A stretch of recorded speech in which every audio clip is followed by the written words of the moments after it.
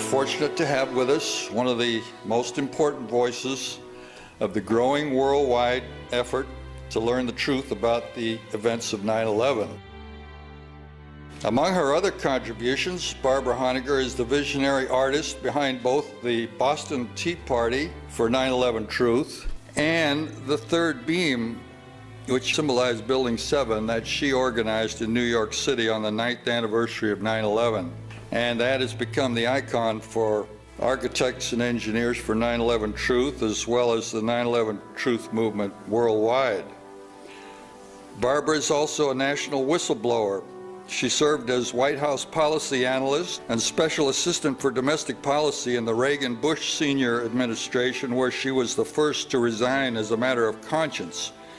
She then wrote her groundbreaking book, October Surprise, revealing the Iran part of the Iran-Contra scandal. Her book led to a full-scale subpoena-powered investigation, as well as a cover story in Newsweek magazine.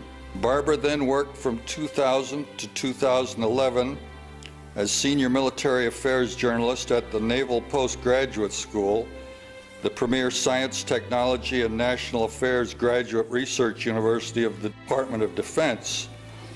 In this position, she had access to the highest level civilian and military officials of the Bush-Cheney administration, helping her to get the real story of the 9/11 Pentagon attack. She published her findings in the Pentagon Attack Papers, which was republished in Jim Marr's best-selling book on 9/11 called The Terror Conspiracy. Professor David Ray Griffin has said of her findings that they would change the discussion of what happened on 9/11. Ms. Honegger has also done pioneering investigative work on the war games exercises taking place on 9/11, as well as the anthrax attacks. She's one of the founding members of Patriots Question 9/11 and a charter member of Political Leaders for 9/11 Truth. Currently, she's completing a book on the Pentagon attack.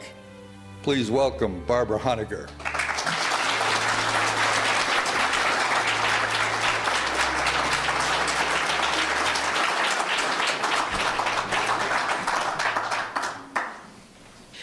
Thank you so much for coming out. It's a really great turnout. I'm pleased.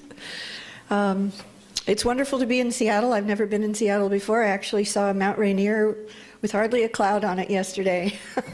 And I was told that I would never be able to see Mount Rainier without a cloud, so I considered that a good sign for tonight. The title of my talk is Behind the Smoke Curtain, which I believe will also be the title of my book, which I hope will be out this coming March, in a couple of months.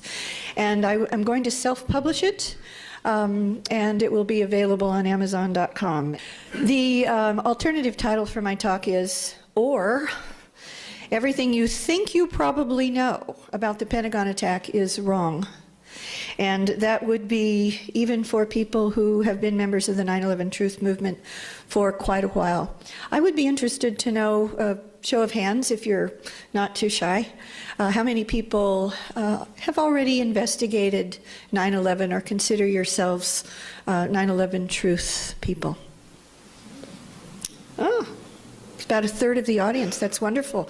So what that means is 2/3 of the audience is here to be informed, and that's also wonderful. I congratulate you.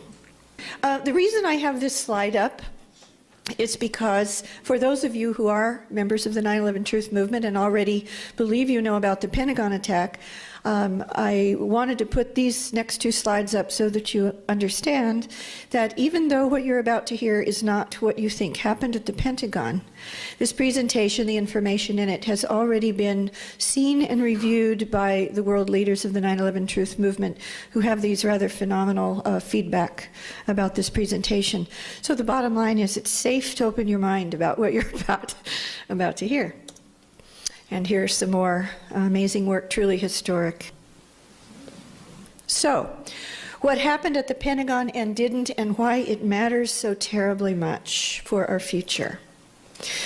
1 year before 9/11, on September 11th, the year 2000, the neocon organization that called themselves Project for a New American Century, or you may have heard the acronym PNAC or PNAC, actually called in one of their publications for a new Pearl Harbor. This famous quote is from the Project for New American Century Manifesto from page 51. Quote, "The process of transformation, even if it brings revolutionary change, is likely to be a long one, absent some catastrophic and catalyzing event like a new Pearl Harbor," unquote. As the Project for New American Century Manifesto was being published, this offer was made to producer Aaron Russo a full year before 9/11. In September of 2000, Nicholas Rockefeller, of the Rockefeller family who built the Twin Towers, told Russo, quote, "There's going to be an event, and out of that event, we're going to invade Afghanistan. So we can run pipelines through the Caspian Sea, so we can go into Iraq, so we can take the oil, so we can establish bases in the Middle East to make the Middle East part of the New World Order." And then he says, "In my relationships with some of these people, the Rockefellers, the Council on Foreign Relations, etc., in my relationships with some of these people, I can tell you that is as evil as it gets." That's Aaron Russo.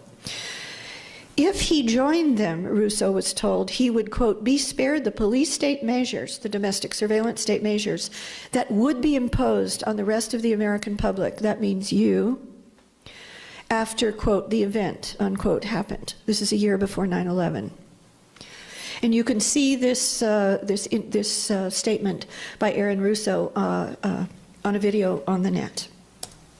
The Project for New American Century neocons prepared the ground for 9/11 so it would be seen as a surprise attack, which it wasn't, and for the chorus of Pearl Harbor, Pearl Harbor, New Pearl Harbor, on September 11th. In the months leading up to the 9/11 attacks, Secretary of Defense Rumsfeld gave out literally hundreds, if not thousands, of copies of neocon Roberta Wohlstetter's 1962 book on Pearl Harbor, a book which pushed the false surprise attack and intelligence failures official line of the original Pearl Harbor attack.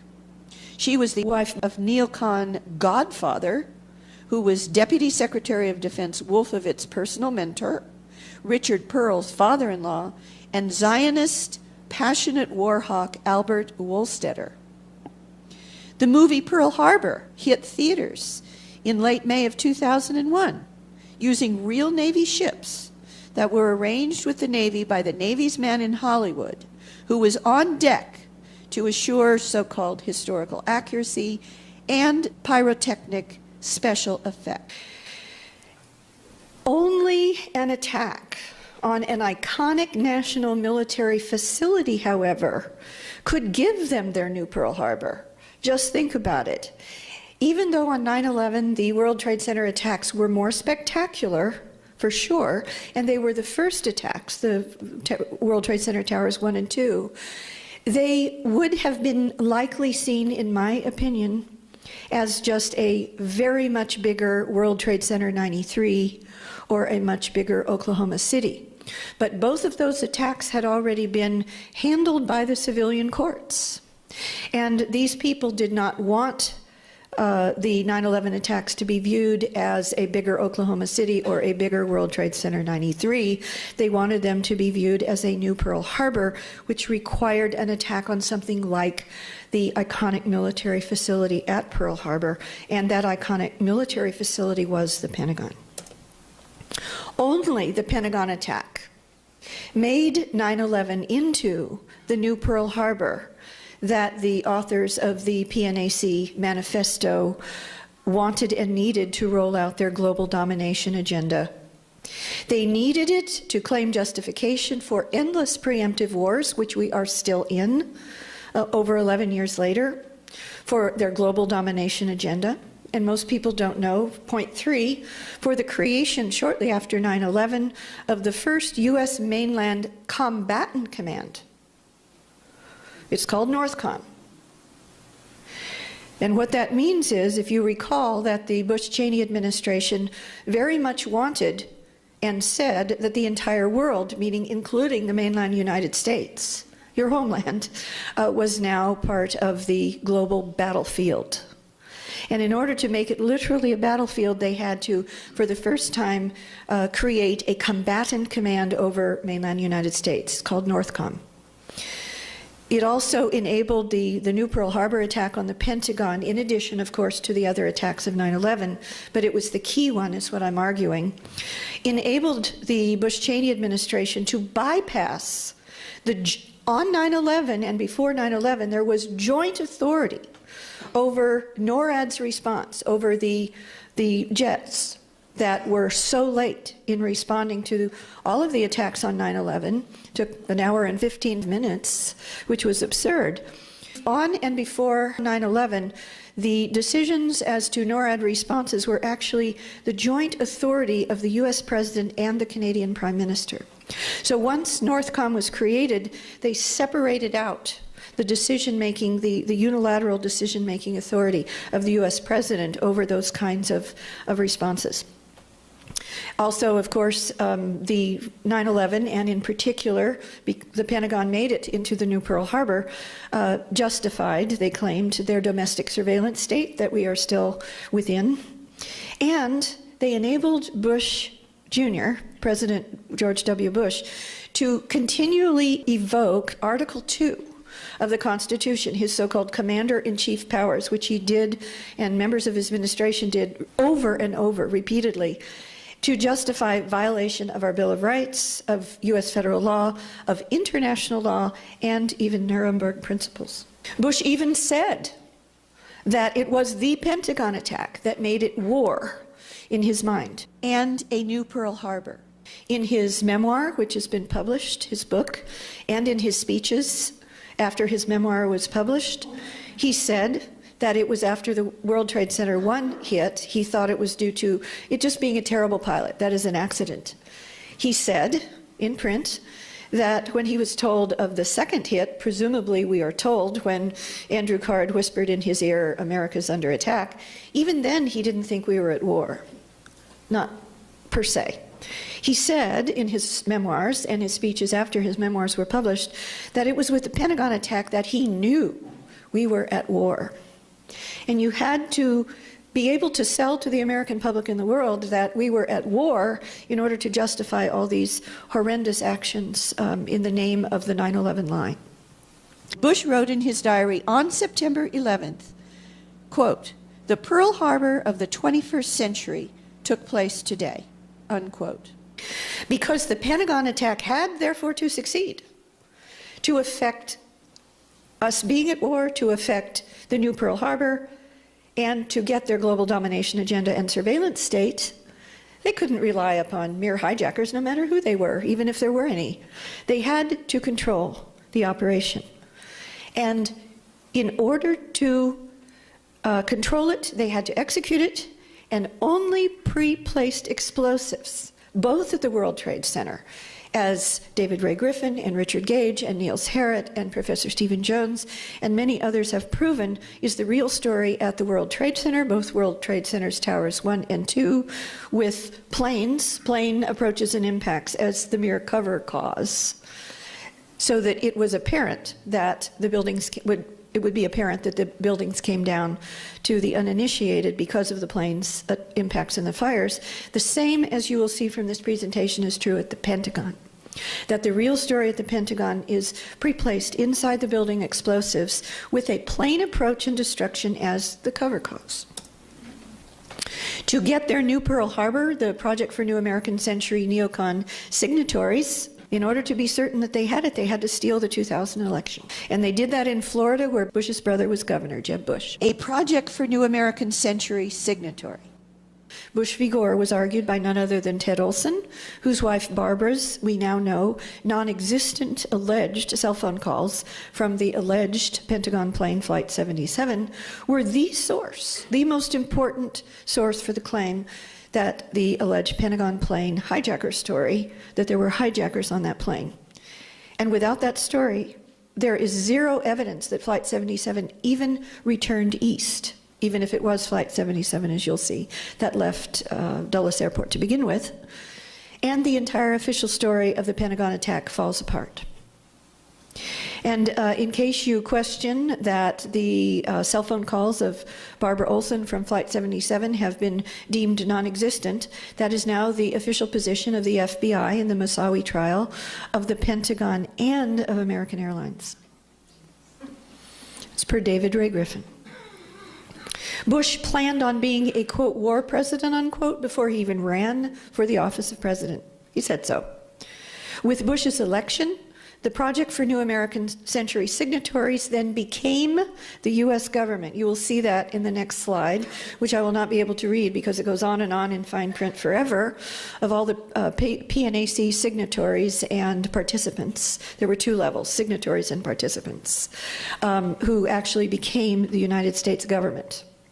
Once in power, however, only the Pentagon attack guaranteed Bush and the Project for New American Century signatory and participants, Bush becoming a war president, and they're getting their new Pearl Harbor to roll out their global domination and domestic surveillance state agenda.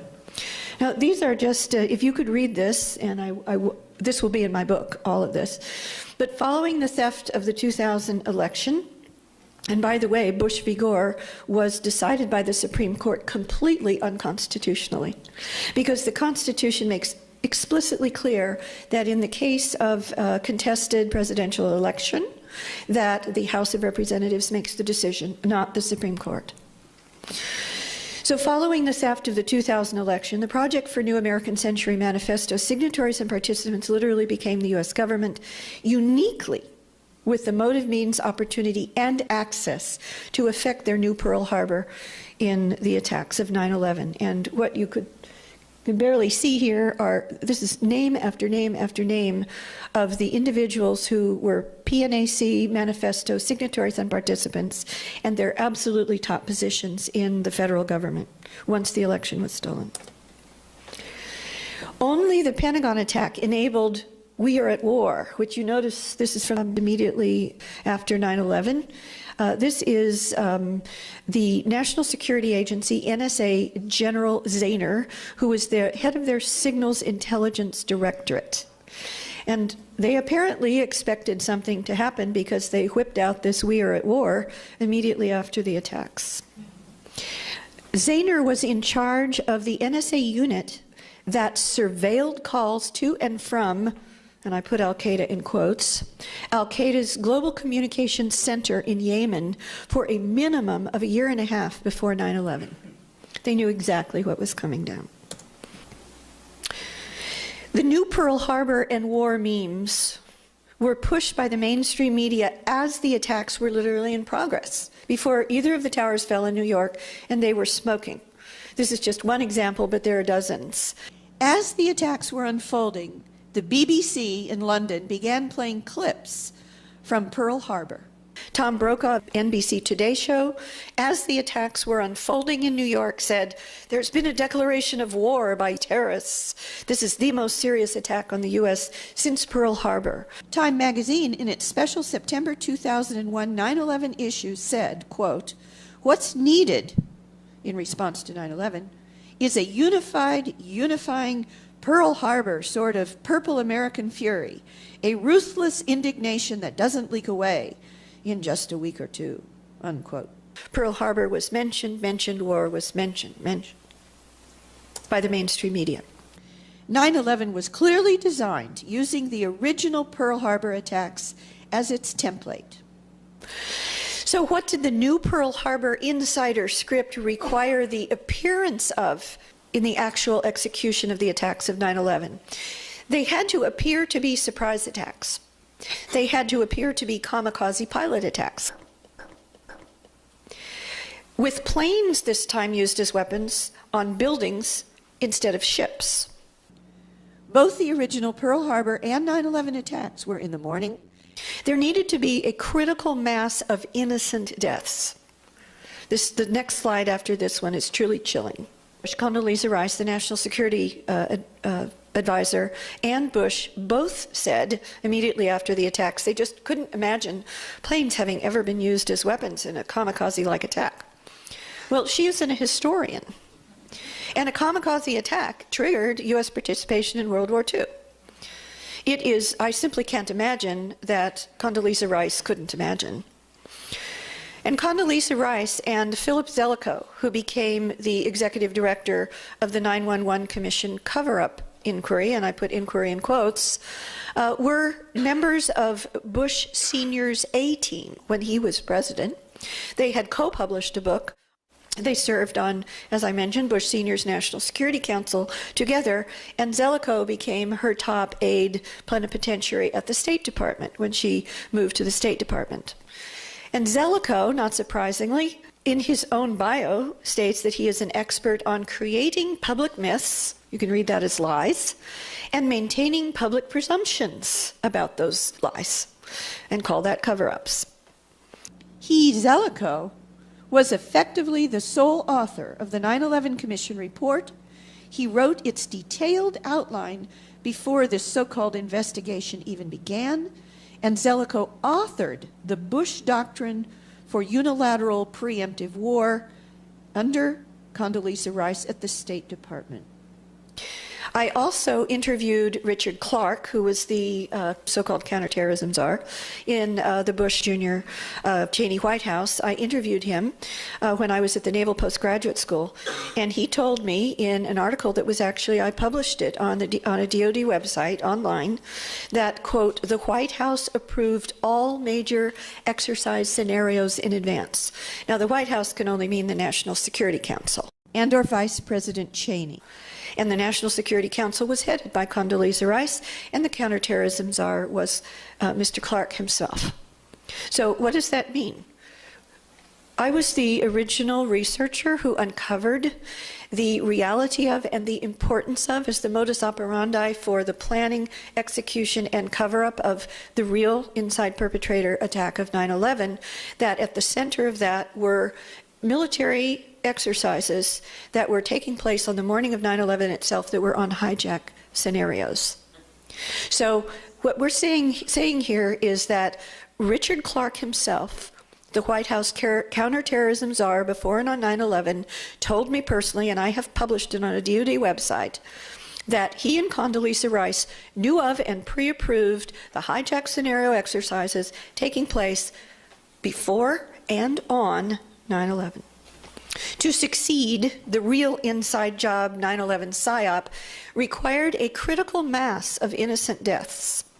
Believe it or not, after the World Trade Center attack in 1993 that killed, I believe, 5 people and injured about 1,000, federal agents were heard to say by reporter Stephen Emerson that, quote, there had not been enough deaths this time.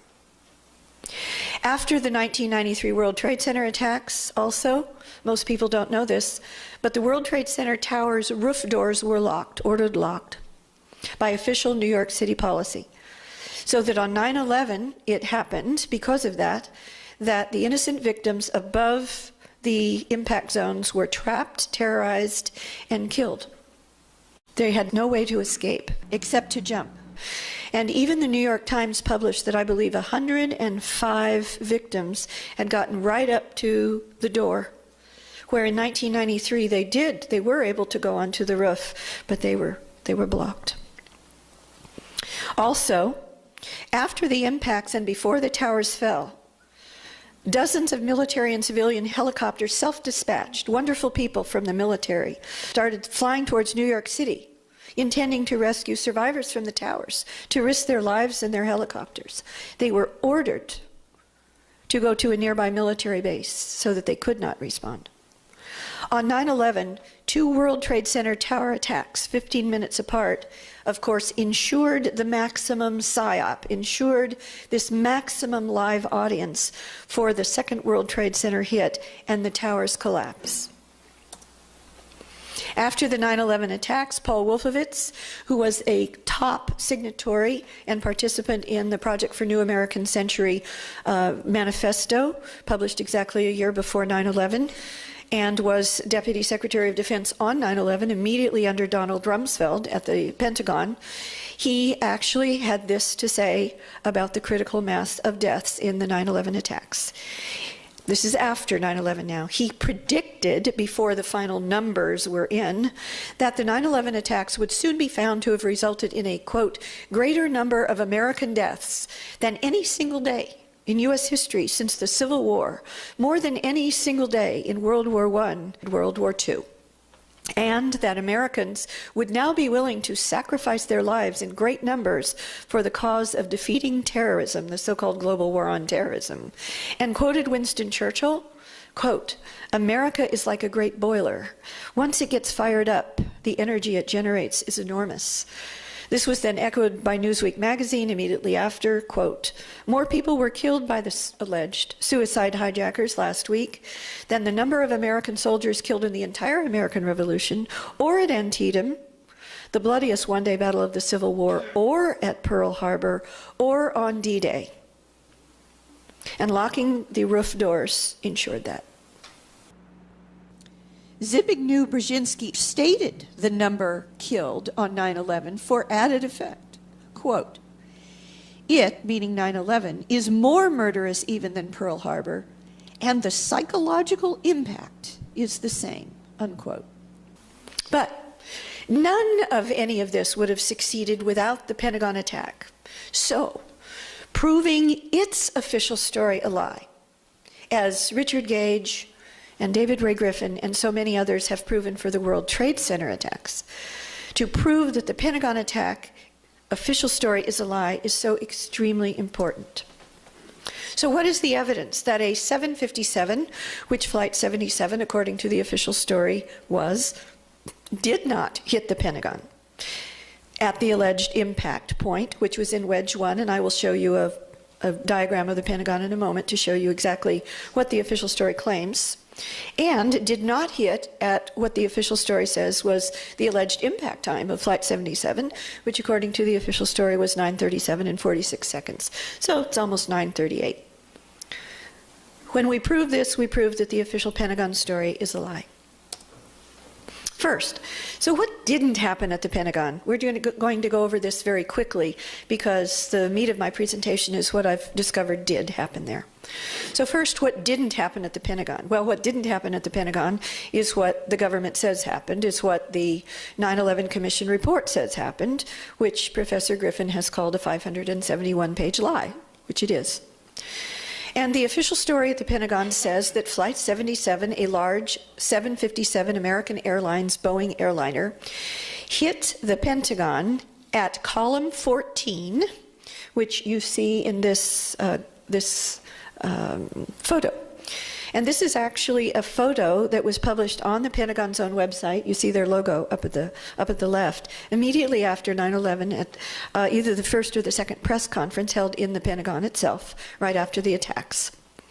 So the official story, which they were able to spin out that quickly, is graphically shown with the overlay of this alleged plane here, that impacted on Wedge 1, in Wedge 1 on the west face or west side of the Pentagon. Now, this is a diagram of the Pentagon that shows the rings and the wedges. Now, at the bottom of the graphic, there it's a little bit cut off, but there's looks like a fireball, a little graphic of a fireball. That's the alleged impact point. And if you notice, it is to the right or south of the midline. The Wedge 1 that had been upgraded to withstand a terrorist attack, to withstand either a truck bomb or a bomb at the wall or a high-force lateral impact of a plane, specifically upgraded to withstand the kind of terrorist attack that the official story says happened at the Pentagon on 9/11, is only in Wedge 1. And Wedge 1, most people think Wedge 1 is the whole west side. That is not correct. Wedge 1 goes from that center line at the bottom of the graphic, around that right-hand corner at the bottom, and up to the center line of the next side to the right. So from going back to the bottom of the graphic, from the center line to the left, it's Wedge 2. So Wedge 2 was going to start the upgrading process the day after 9/11, or at most 2 days after 9/11. In fact, the day after 9/11, the Pentagon had pre-announced that they were going to declare that the upgrade to withstand a terrorist attack, a plane impact or a bomb on the outside of Wedge 1, which includes the official story alleged impact point of Flight 77, was complete, and that they were then going to start upgrading Wedge 2. Most people don't know this, but the Pentagon both had and has its own heliport. And the reason is that the President and the Secretary of Defense and VIPs like to helicopter in and out of the Pentagon. They don't like to go into Reagan Airport or one of the civilian airports and then drive to the Pentagon. They like to go straight to the Pentagon. So the Pentagon has its own heliport. And that heliport on 9/11, this is actually a photograph, aerial photograph before 9/11, is this square structure out on the lawn, and that's the west face. Now, if you notice, to the left, which is to the north of the heliport, there's that little structure with a smaller structure on top of it, and that's the heliport firehouse with the heliport air traffic controller where he sat on top of the roof in that smaller structure on top of the roof of the firehouse. And that structure is going to become, and the heliport itself is going to become extremely important when we see what did happen at the Pentagon versus what the official story claims happened at the Pentagon. The official story actually states that a plane came in at an approximate 45-degree angle, and that its wing hit here, and that it went in basically here into the building, versus, as you'll see, because from window to window is 10 feet, according to the Pentagon Building Performance Report. So it's approximately, count the windows, at least 100 feet between the official story says the plane allegedly impacted and where, as we're going to see, there actually was a plane that was destroyed at the Pentagon, which was considerably to the left or the north of where the official story claims it happened. So this is a graphic of a Boeing 757 alleged impact per the official story. And you can see how absurd it is. Wingtip to wingtip, 124 feet. And as I mentioned, the window center to window center on the Pentagon is 10 feet. So it's easy to know the distance when you look at these images by just counting the number of windows and multiplying by 10 feet. This is a properly scaled and positioned Boeing 757, actually positioned in, of course, it's an overlay, but it's positioned the way the official story claims that Flight 77 came in, which shows the complete and total absurdity of it. As you'll see, would be impossible for the official story to be true because the Pentagon Building Performance Report states that 90 to 95% of the internal damage, which was alleged by the official story to be from the plane somehow getting through the wall, and we will address that in a moment, that couldn't have happened either, but if it got through the wall and it went in and created what they called the internal penetration path of damage, that damage was 90 to 95% on the ground floor. Well, the ground floor is 12 feet high. And they said that 5 to 10% max was on the second floor. Well, it's impossible. And this is why it's impossible. First off, a 757's massive 6-ton steel and titanium alloy engines extend 9 feet beneath its wings. It would have gouged the lawn if it came in anything like at the height of the official story. And there it is again to show you these huge engines way down beneath the bottom of the plane. So based on the interior damage, which was 90 to 95% on the ground floor, the Pentagon's own building performance report found that, quote, the top of the fuselage or body of the plane was no more than 20 feet above the ground, no more. But a 757's body is almost 12.5 feet in diameter, leaving less than 8 feet between the bottom of the ground. And yet the engines themselves extend 9 feet below. The official story is physically impossible. And, of course, it didn't happen. If the official story were true, those huge engines would have gouged the lawn like this. And it's very important that the official story claims that the plane came in effectively level, not at an angle, which would have avoided this. Instead, the lawn outside the official story alleged impact point, and this is a very famous photograph that almost everyone in the 9/11 truth movement has wrongly used as evidence that no plane was destroyed at the Pentagon. This is outside the official story alleged impact point to the right or south of that midline of the west wall. And there is no gouge on the lawn, and it's pristine, and there's no airplane debris.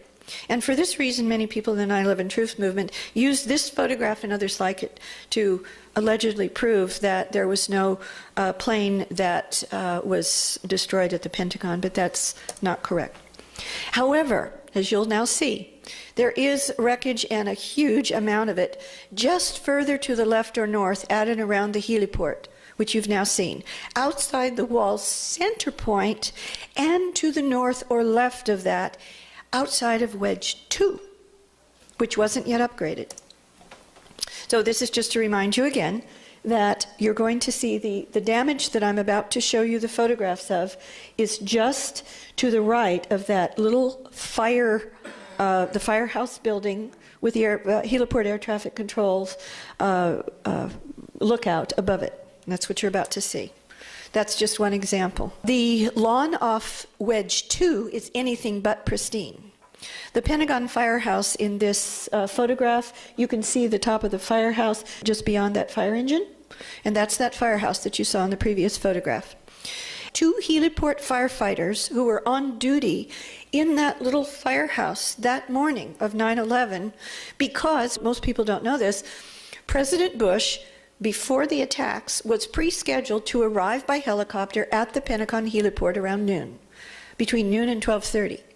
So they were getting ready for that, and he had, just before what I'm about to show you happened, the firefighter Alan Wallace had backed that fire truck out of the firehouse and parked it with its back to the wall, perpendicular to the wall. All of this is to the left or the north of the line demarcating Wedge 1 to Wedge 2. So considerably north, between 120 and 150 feet north of where the official story says Flight 77, as you will see, didn't even come close to the building for another 5 minutes and 16 seconds, as we'll see. And we're getting into the proof of the timing. On the left in this photograph is the clock from that heliport firehouse. It was stopped by some violent event at 9:32 and 30 seconds. And guess what? That clock has been preserved, stopped at that very time in the Smithsonian Institution's official 9/11 exhibit, which you see here.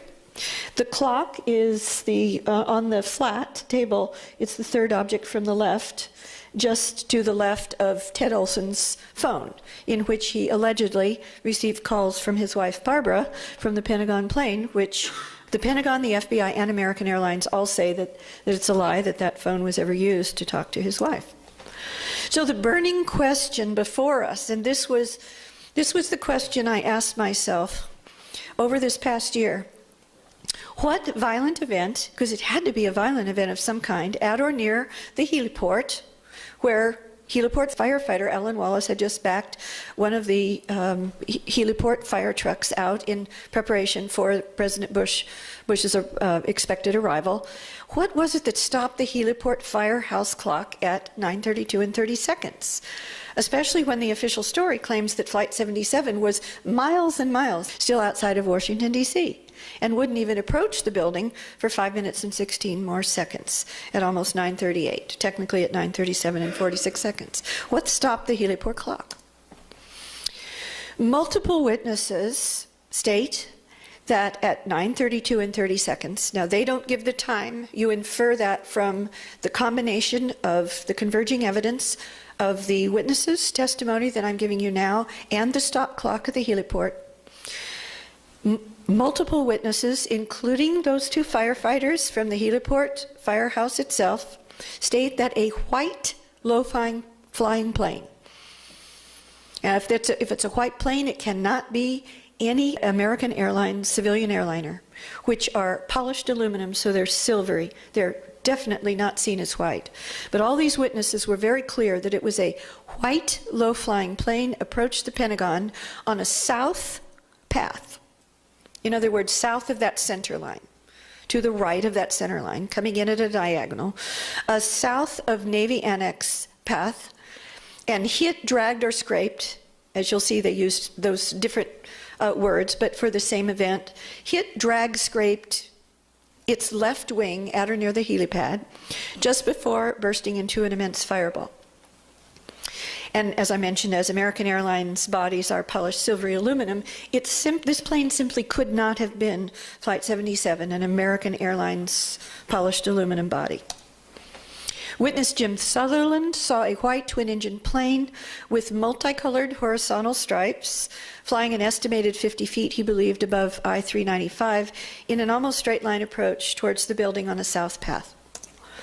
Pentagon heliport firefighters, as we've already seen, their names are Alan Wallace and Mark Skipper, are direct witnesses to a white plane approaching the heliport and exploding into a massive fireball near the firehouse, which would have killed them had they not noticed it at the last second and literally run. One of them, Alan Wallace, ran away as he saw it coming in. He thought maybe 200 and 250 feet from him, which is difficult to estimate because it was coming right at him, to his left. As he walked with his back out from behind by that fire truck, he was very clear that he looked to his left, which was to the south, and it was coming right at him at that diagonal angle. And it would have killed him had he not immediately run out of the way to save his life and rolled under a van that was, you'll see that van in a moment, that was parked outside the wall of the heliport firehouse. And Mark Skipper, the other firefighter, ran out onto the lawn to the north or to the left and literally leapt away. And they did survive. They were burned, but they survived. I believe, though this is an inference, he did state explicitly that he believed, Alan Wallace, that the plane, which was coming in at an angle, so he saw the right side of the plane on his left, that there was two stripes down the side. He thought they were orange and blue, but they were almost certainly orange-red or red and blue in order to simulate an American airliner. To avoid being hit by this white plane, heliport firefighter Alan Wallace ran toward the outer wall of the heliport and leapt for cover under a van. And this is his published testimony. After coming out immediately after, he said, quote, "Everything is on fire. The grass is on fire. The building is on fire. The firehouse is on fire. There was fire everywhere. Areas of the blacktop, meaning the helipad, were on fire. There was debris everywhere. The trees were on fire. The back end of the fire truck that he and Mark Skipper had just parked facing away from the Pentagon wall was also in flames. Inside the firehouse, the ceiling had crumbled, temporarily trapping the third firefighter, Dennis Young, and was filled also with debris.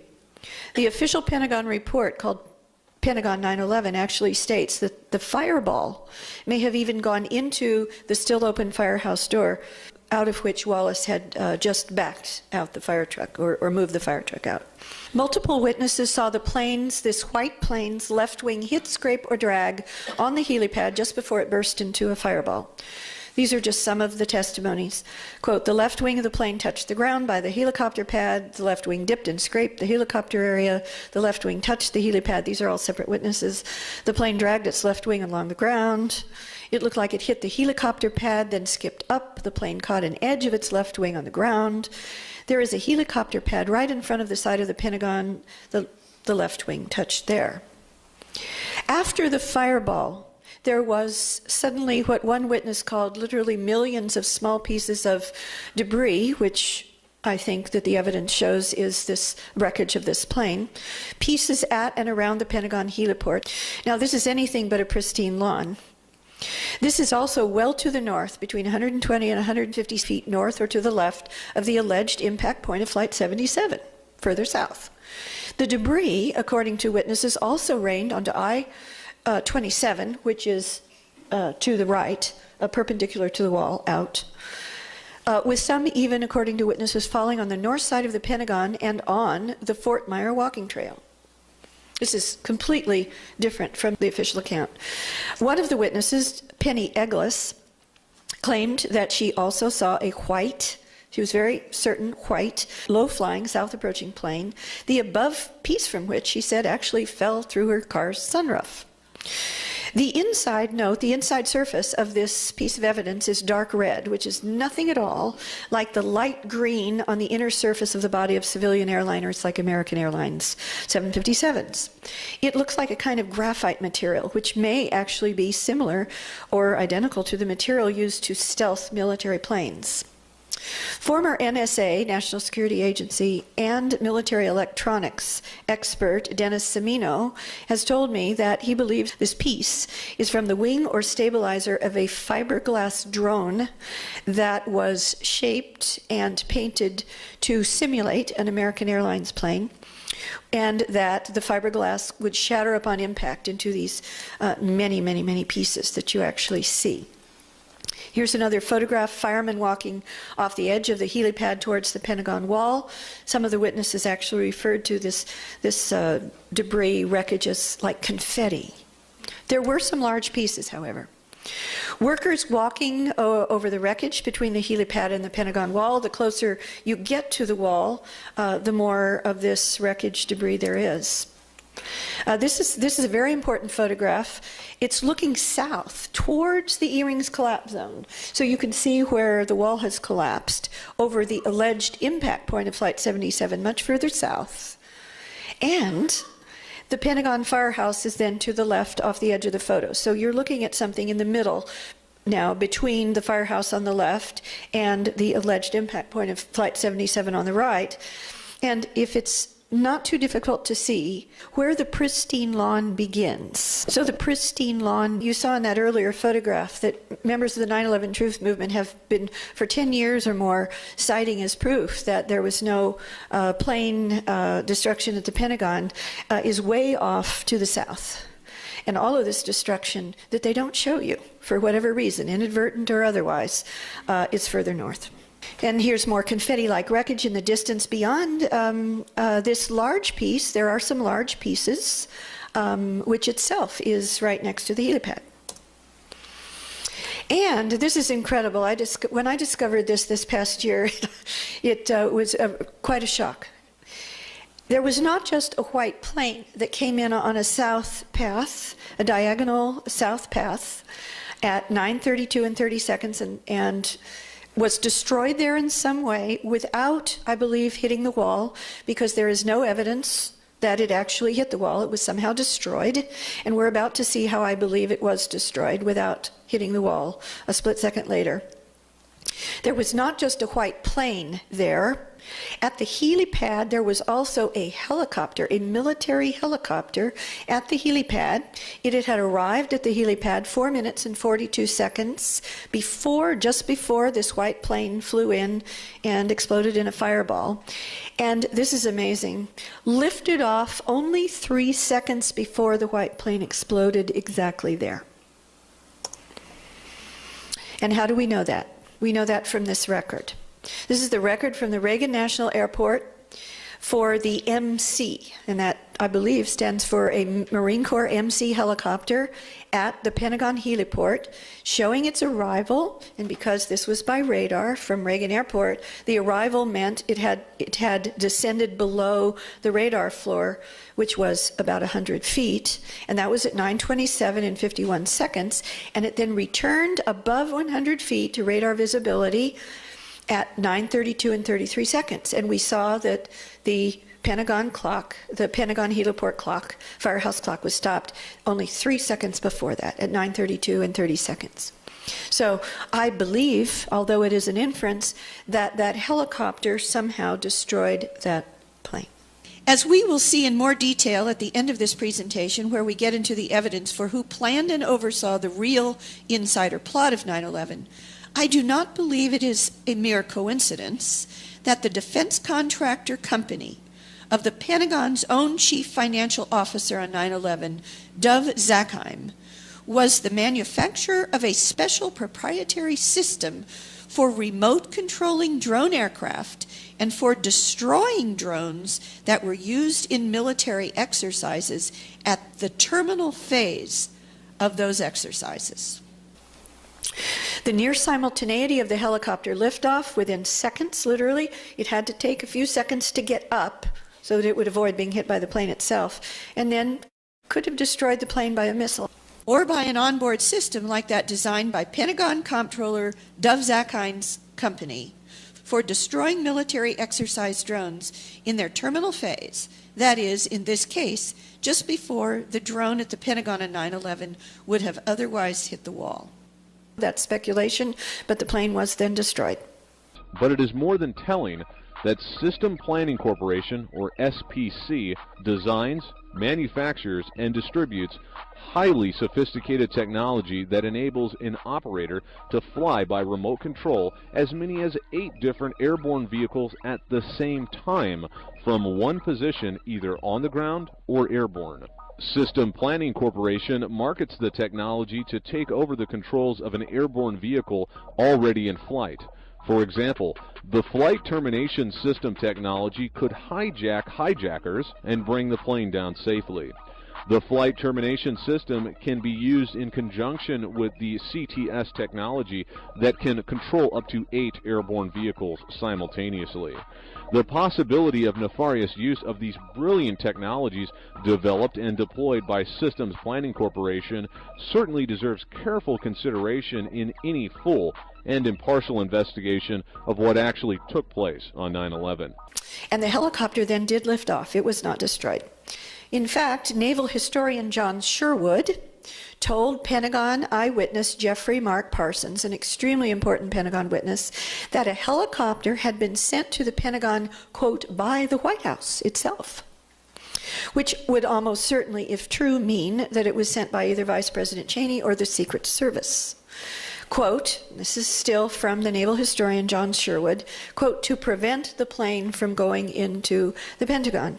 Well, if he was referring to that white plane that exploded into a fireball at 9:32 and 30 seconds, stopping the Pentagon heliport clock at 9:32 and 30 seconds, then it certainly was prevented from going into the Pentagon because there is no evidence that it hit the wall just beyond the heliport. Witness Jeffrey Parsons himself, from the 17th floor of his hotel, which was across I-395, he saw a helicopter flying erratically between his hotel and the helipad, going back and forth like a bumblebee. And then it disappeared from his perspective below the Pentagon roof, where he says it would have landed at the helipad. And then he said only a few minutes later, he first left the window. After he had left the window and seen this erratic helicopter, he then heard a massive explosion, went back to the window, saw this big fireball, but he didn't actually see an impact, but he saw the fireball and smoke afterwards. He himself was a helicopter pilot with the U.S. Border Patrol, so he knows what's unusual for a helicopter to be doing, and he says that was extremely unusual, and he didn't understand what it was doing. Air Force witness to CNN's Chris Plant, quote, I was told by one witness, Plant said, this is on air, live that morning from the Pentagon, an Air Force senior enlisted man, that he was outside the Pentagon when it occurred. He said that he saw a helicopter circling the building, the Pentagon. He said it appeared to be a U.S. military. I believe that is the MC, or Marine Corps helicopter, that we saw the radar record from, and that helicopter disappeared behind the building where the helicopter landing zone, meaning the heliport, is. And then the witness saw a fireball go into the sky, exactly like the heliport firefighters say. This helicopter disappeared behind the building, and then there was an explosion.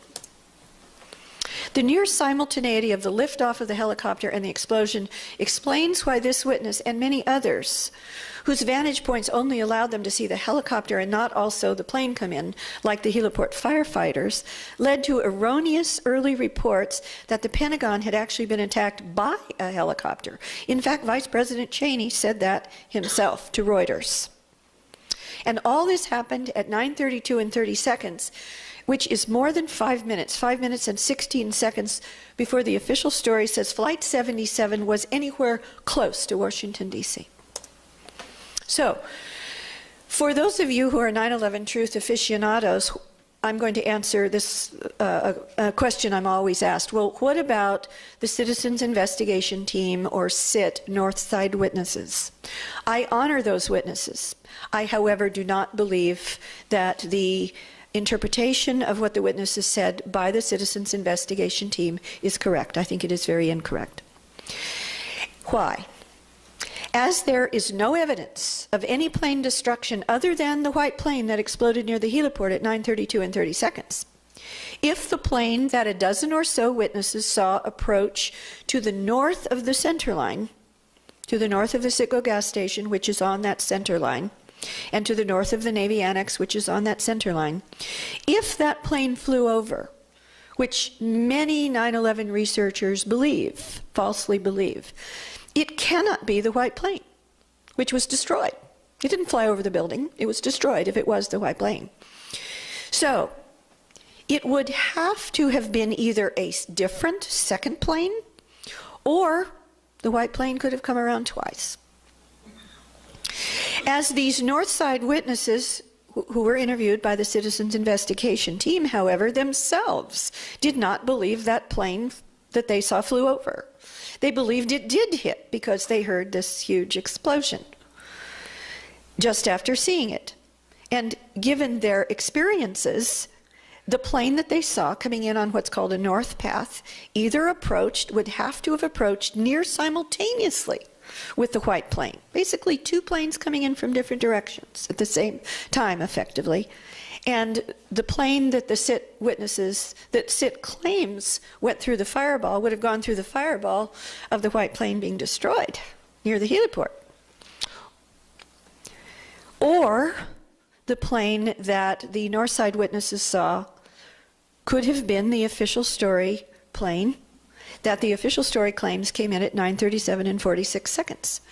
In which case, though, if for the CIT interpretation to be true, there would have to have been a second explosion, which was in fact reported by many witnesses at the Pentagon, as it flew through, however, a pre-existing smoke cloud. We just heard another loud explosion down at the Pentagon building just seconds ago. That's our Audrey Barnes, who is standing nearby the Pentagon, saying they heard a second explosion. Audrey, did you see anything, since these other attacks have been aerial? Did you see anything flying overhead just before this explosion? We can't see exactly where the source of the explosion was, but you could hear it very clearly with a loud boom.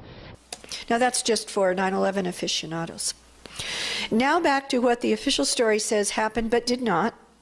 Further south, as we've seen, at least 120 to 150 feet further south along the west wall, more than 5 minutes after all this had already happened.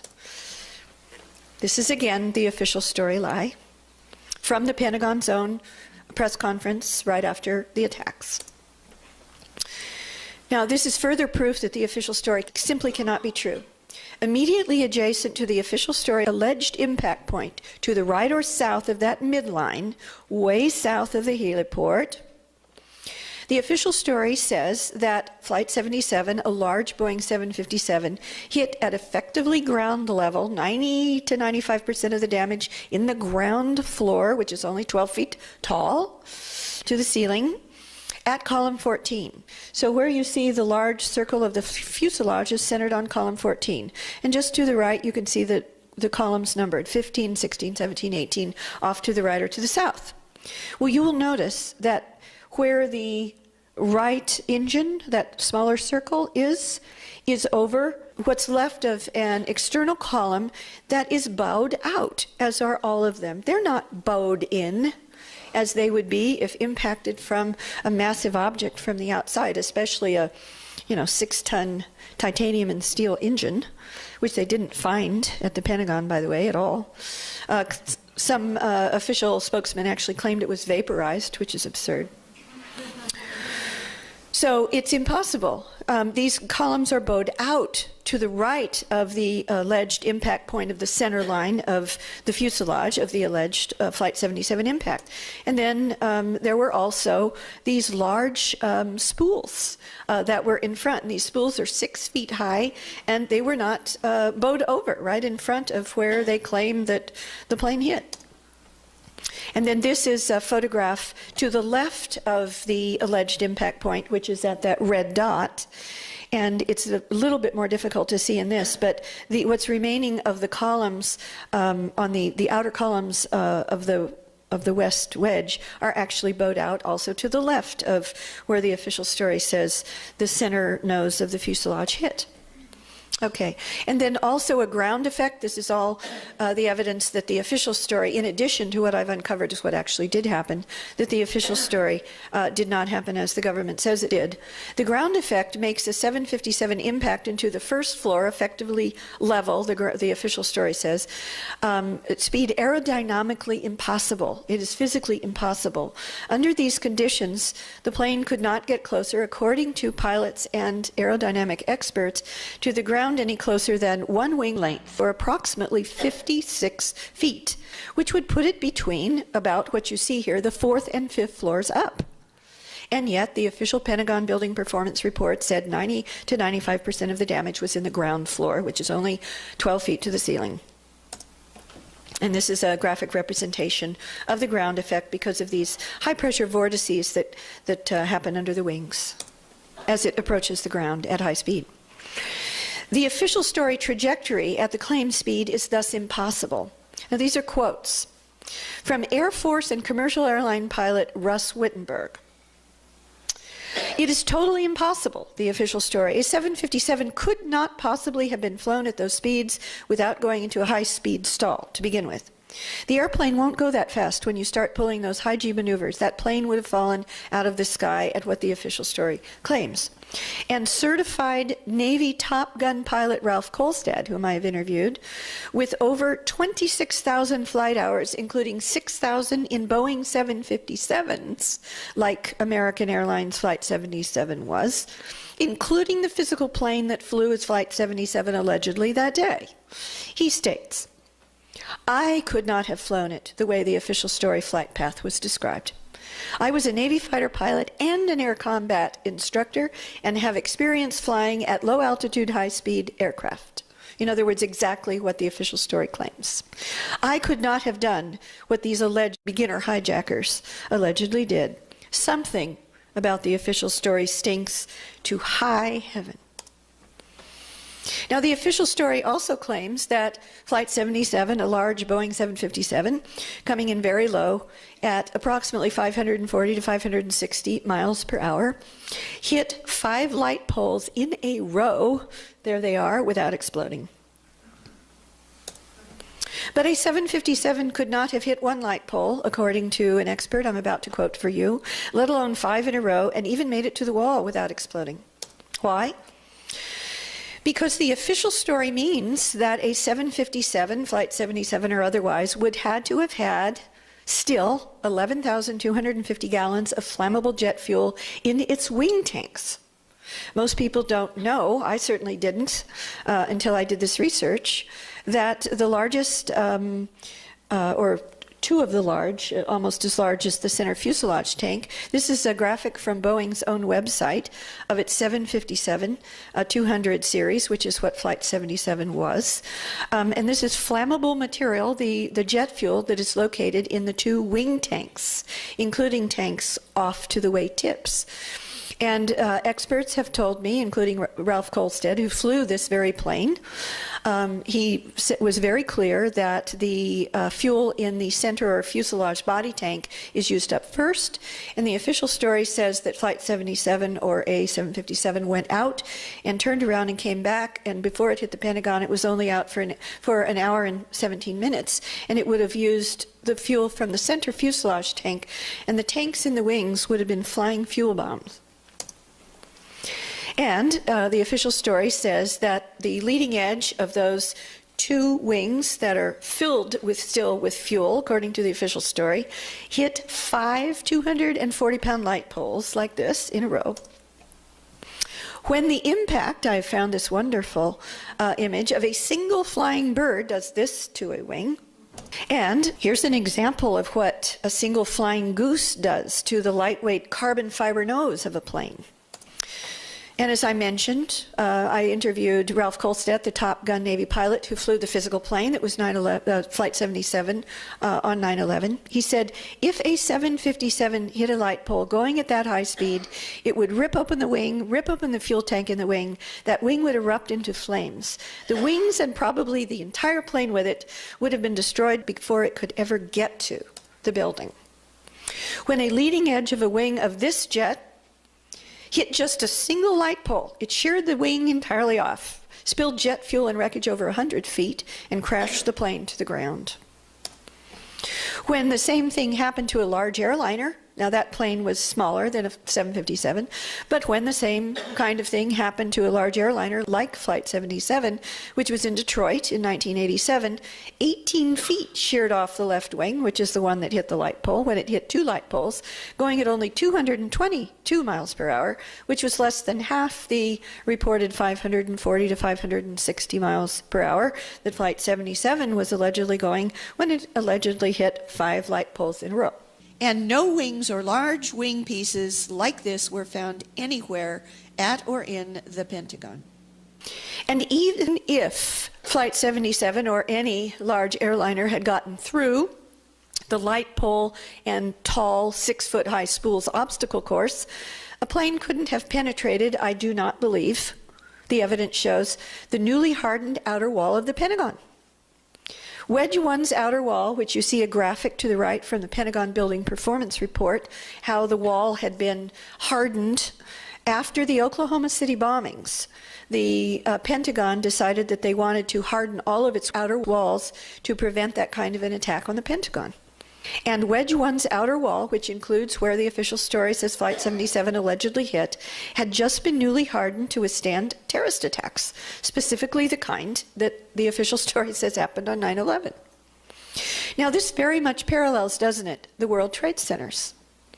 Because we know that the World Trade Center Towers 1 and 2 were specifically designed to withstand the impact of a plane like the official story says hit those buildings on 9/11. Same thing with the Pentagon, in just that wedge. Interesting, isn't it? 2 feet thick after the upgrade, steel and Kevlar mesh.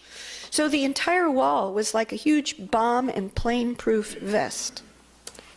This is what happened to the nose of a large airliner when it hit a non-reinforced wall. Unlike the hardened wall of the Pentagon on 9/11, far thinner than the Pentagon's wall, going at a mere fraction of the speed, I believe it was 88 miles per hour, claimed for Flight 77.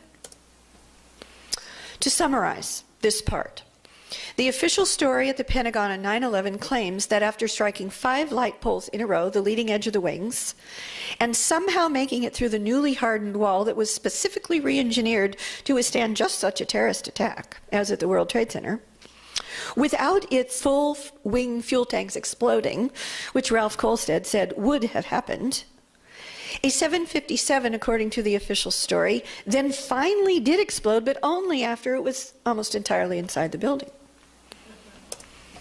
And that, this is the official story now, that once inside the building, after being progressively shredded and dispersed over 285 feet, going in at a diagonal 45-degree angle, that it turned into a quasi-liquid, unexploded fuel and debris slurry, and that slurry somehow magically reconstituted itself after going around all of these still standing columns into a perfectly focused cone of energy, which somehow magically cut this almost perfectly round alleged exit hole in the C-ring wall. Despite there being, according to Dwayne Dietz, former NASA Director of Research Engineering, did an analysis of this slide from the Pentagon Building Performance Report, he has shown that there isn't a single path between the official story alleged entrance point or impact point of Flight 77 and the alleged exit hole in the C-ring that does not have multiple still standing columns in the way that would have dispersed this alleged quasi-liquid slurry. Then, according to the official story, somehow made it through the 5 standing light poles without exploding the wing tanks, somehow made it through this hardened wall like a huge Kevlar vest, somehow made it into the building before some of the fuel exploding. And then this magical slurry reconstituting itself around all of these still standing columns.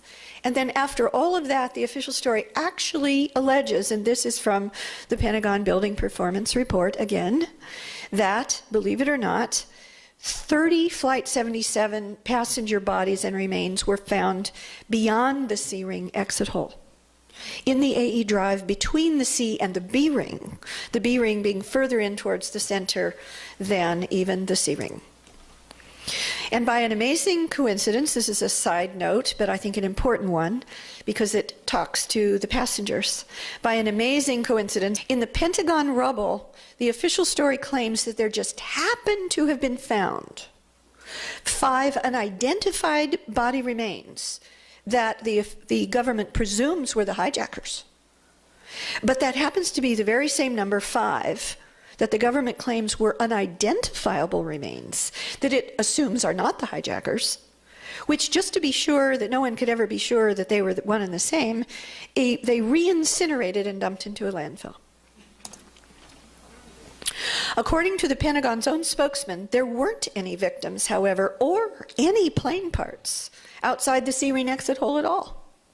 Terry Mitchell of the Office of Assistant Secretary of Defense for Public Affairs Audiovisual Division, who was given immediate access, he was an insider, to the AE drive to take the Pentagon's own official photos, answered media questions about a photo of the C-ring hole that he showed at the September 15th Pentagon's own press conference. And he stated this for the official record, quote, "There is a hole." Yes, he was asked about this alleged exit hole. He said, yes, there's a hole in the C-ring. They suspect, he doesn't say who they are, they suspect that this was where part of the aircraft came through. Although, personally, he was physically there, he says, I didn't see any evidence of an aircraft down there. This pile outside the hole, he said, is all Pentagon metal. None of that is from aircraft whatsoever. This is Pentagon's own spokesman. As you can see, he continues, they've punched a hole in here. This was punched out for the rescue workers to clean out the debris. And here you see the hole again, and it's a little bit difficult to see, but to the left of that hole is an upside-down A with a cross across it, and the words punch out. And they were added after the hole was made, by the way. Well, guess what? The inverted A is the International Personal Rescue System symbol for dead victim removed. This hole was made for the exit of Pentagon personnel and the entry of rescue and cleanup teams, just as he said. And it was made according to shape charge explosive expert and mechanical engineer, PhD Michael Meyer. It was made with shape charge explosives, not by a plane or any part of a plane or any magical quasi-liquid slurry of a plane. According to shape charge expert Michael Meyer, quote, this so-called exit hole is the signature of a shape charge explosive, not of a plane impact or any part of it. It is physically impossible, he said, for the C-ring wall to have failed in a neat, clean circle like that, except by shape charge explosives. And in addition, the alleged plane exit hole, which is at the point of the arrow, so where the arrow begins in the upper right is the, you can see that but this aerial photograph was taken after the collapse over the alleged impact point, according to the official story, came in at that diagonal about 45-degree angle, and according to the official story, poked its nose or some part of the plane out of that, at the point of the arrow on the inside of the C-ring. That's the official story. But guess what? I found this graphic from the Washington Post immediately after 9/11. That hole, alleged exit hole, is actually shown in the Pentagon's own data as one of 3 exit holes in this legend. It's a little bit hard to see, but it says exit holes, third up from the bottom of the legend, exit holes plural. And then on the graphic itself, the actual holes are labeled with little orange dots 1, 2, and 3, and those perfectly match with these 3 exit holes on the inside of the C-ring. Now, evidently, my pointing this out, which I've been doing for a number of years now, worried some insiders, because an alleged 9/11 truth researcher, I won't say which one, has now on his website put out this doctored diagram where he has changed the original Washington Post graphic to say that there's only a single plane exit hole. So the elephant in the room one of the big elephants in the room, not the only one, proving that the official story at the Pentagon is false, again, is time.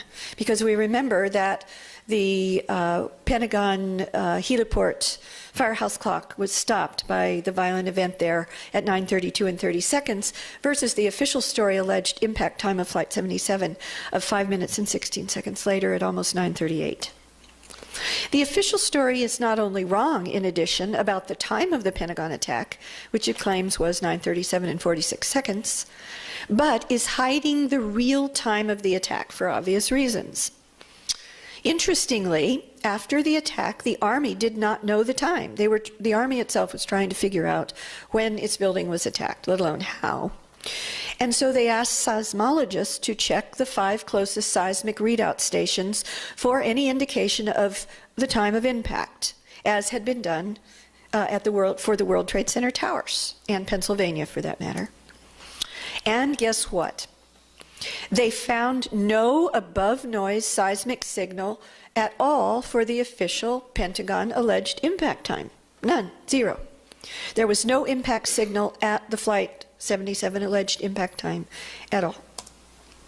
And yet, according to Dave Gapp, who is a top Air Force pilot and crash investigator for over 30 years, quote, if a 757 had struck anywhere near ground level at the Pentagon, there definitely would have been a seismic signal.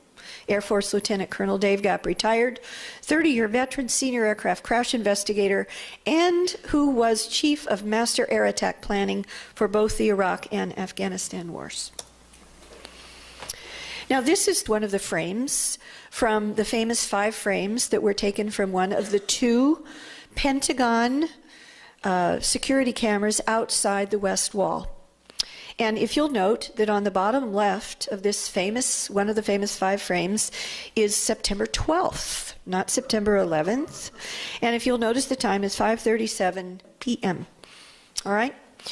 Well, the Pentagon claims in its report in Pentagon 9/11, the Pentagon claims that this is the date and time that these frames were downloaded after the attacks. That's how they explain that it's September 12th.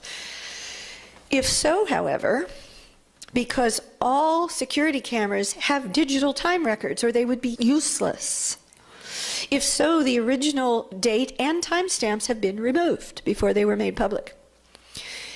So the time of whatever caused the fireball, this famous photograph that was leaked in the spring of 2002 and was on the cover of every newspaper in the world as alleged proof that a plane hit the Pentagon, which it does not.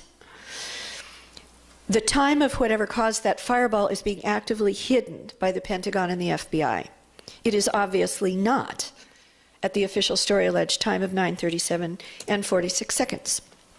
Also, that one 5 frames video, there were actually 2, but those two almost identical videos from 2 cameras close to each other in the Pentagon, outside the Pentagon West Wall, happens to be, we now know, the only one at the time of this report that I'm about to read you. And now we know, since the Moussaoui trial in 2005, I believe it was, is only one of 2 of all the 85 videos that the FBI has in its possession that shows any evidence of an alleged impact, which it does not. Below is the key paragraph from the sworn, under penalty of perjury, affidavit report by FBI Special Agent McGuire in response to an FOIA request to investigate, to look at, and report back about all 85 videos. Quote, out of the remaining 13 videotapes, which did show the Pentagon crash site even, 12, in other words, all but 1, of those videotapes showed the Pentagon after the alleged impact. And she says, under oath, FBI agent, I determined that only a single videotape showed the alleged impact of Flight 77 into the Pentagon on September 11th, and that is that famous 5 frames that has the wrong date and the wrong time, and they are hiding the time of that fireball for obvious reasons. So why is the Pentagon hiding the attack fireball time? Because, of course, the first violent event happened over 5 minutes before the official story says Flight 77 was anywhere close to that building. And the real time exposes what really happened. In addition to the early white plane approach and destruction at 9:32 and 30 seconds, as we have already seen, this should give you a hint. The FBI's official 911 investigation codename is Pent Bomb. It's not Pent Plane. And this stands for, officially, Pentagon Twin Towers Bombing. The FBI actually lied outright to one of the Jersey girls who had lost their husbands in the World Trade Center towers on 9/11, telling them that, quote, all of its investigation abbreviations end in bomb. This is a lie. The anthrax investigation, for instance, which is of course related to 9/11, does not. It is codenamed by the FBI Amerithrax, not Ameribomb. And as well, code names for investigations known to be about bombings do end in bomb. For example, the Oklahoma City bombing investigation is codenamed Oak Bomb. So it should tell us something that the FBI's code name for the entire 9/11 investigation is Pent Bomb. That it was, the code name of the entire 9/11 investigation was reconfirmed by the FBI's own director, Robert Mueller, in 2011. The Terrorist Hunter, this is the cover image on that issue, which was right after the alleged killing of Osama bin Laden. FBI Director Mueller to Time magazine, May 10th, 2011. Quote, the FBI's Strategic Intelligence Operations Center filled to capacity on September 11th and remained that way through Pent Bomb. The FBI's, this is still part of the director's quote, the FBI's cryptonym for Pentagon, Twin Towers, and bombing. The official story states there were no bombs at the Pentagon, that there were no bombs at the World Trade Center, that there were no pre-placed explosives, nanothermite or otherwise, at the World Trade Center or at the Pentagon. The FBI knows otherwise. The real story at the Pentagon, just as at the World Trade Center, is pre-placed explosives. But before we get into this compelling evidence for inside explosives, first I want to go back to this very large elephant in the room, the real attack time. The first attack on the Pentagon, and there was more than one, was not at almost 9:38, or even the white plane explosion time of 9:32 and 30 seconds, but according to inside witnesses, just after 9:30. Wedge 2, now remember Wedge 2 was from the center line of the west wall to the left in the north, which was not yet hardened. Wedge 2 E-ring Army specialist April Gallup, a very famous Pentagon witness, her wristwatch was stopped by a major inside explosion, she insists, just after 9:30. Now, of course, her watch may have been slightly off, in which case her watch could have been stopped by the same violent event at 9:32 and 30 seconds. However, I doubt it, because the explosions that she experienced went off inside the building and did not go through the wall. And whatever happened to the white plane also did not go through the wall. They were separate events.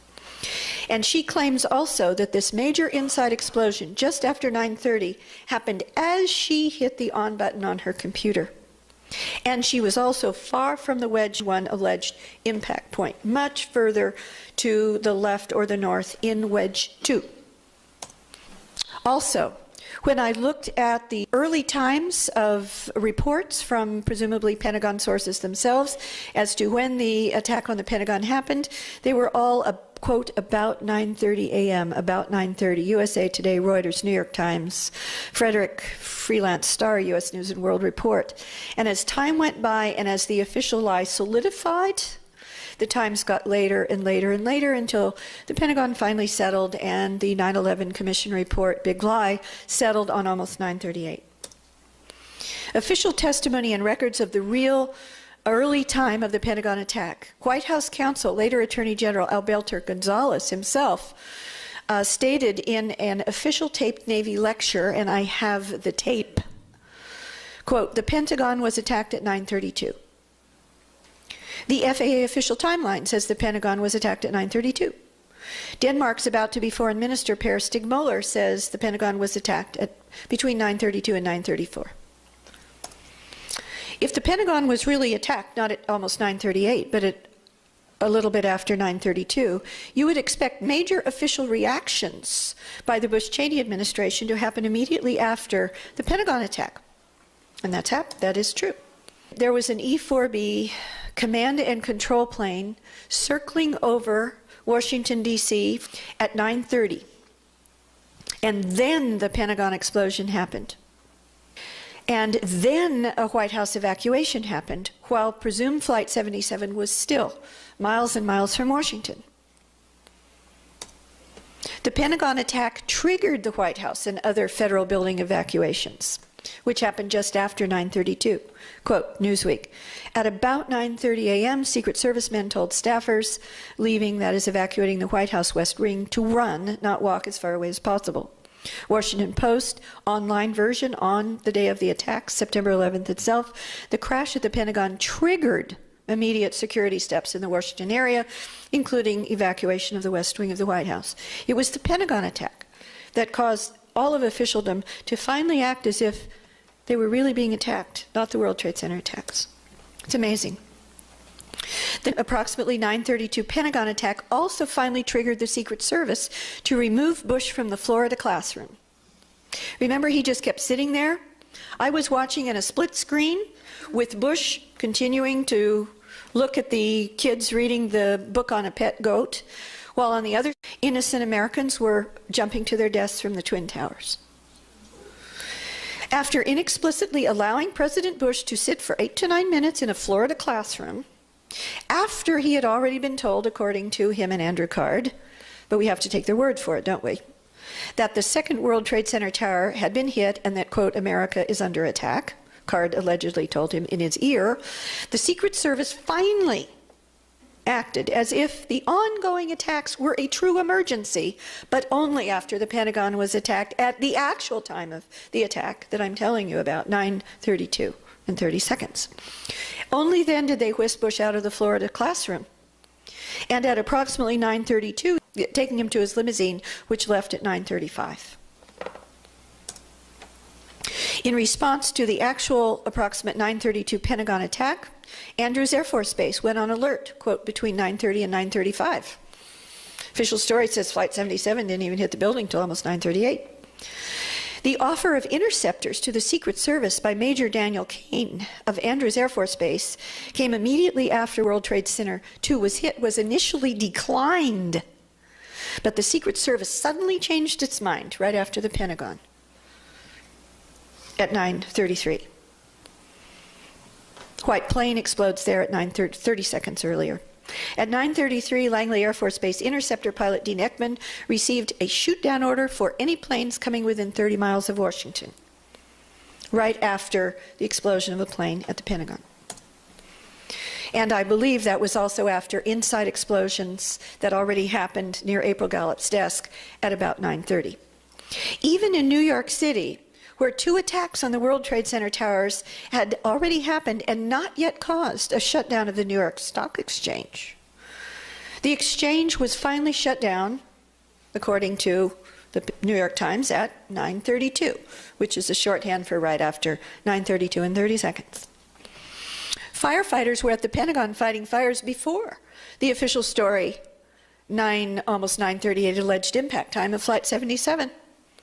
And those were, of course, the Pentagon firefighters. One of them leapt under the van, the other one raced out on the lawn, and there was a third who survived the destruction inside the heliport firehouse, and they immediately started fighting fires. There wasn't any other plane approach or impact at that building at any level that could have impacted, like the white plane. Additional evidence for inside the building primary explosions at the Pentagon, similar to what you already know about pre-placed inside explosives at the World Trade Centers 1, 2, and 7.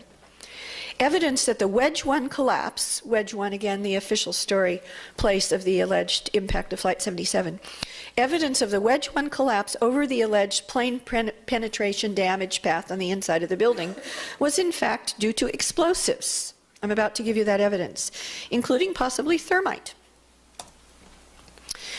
These are images on the top of the Oklahoma City Murrah Federal Building after it was known to have been destroyed by inside bombs, as well as an outside truck bomb, but we know that there were at least 4 internal bombs in addition to the cover story outside rider truck bomb. And then at the bottom is the Pentagon after collapse of the section of Wedge 1 over the alleged impact point of Flight 77, using Al-Qaeda hijackers as the cover story. Witnesses to the sounds of a series of explosions also in the Pentagon use almost identical language to World Trade Center firefighters describing the going off of pre-placed controlled demolition explosives. So here are just some of these witnesses. Lieutenant McCowan, first floor D-ring in the Naval Command Center of the Pentagon on 9/11.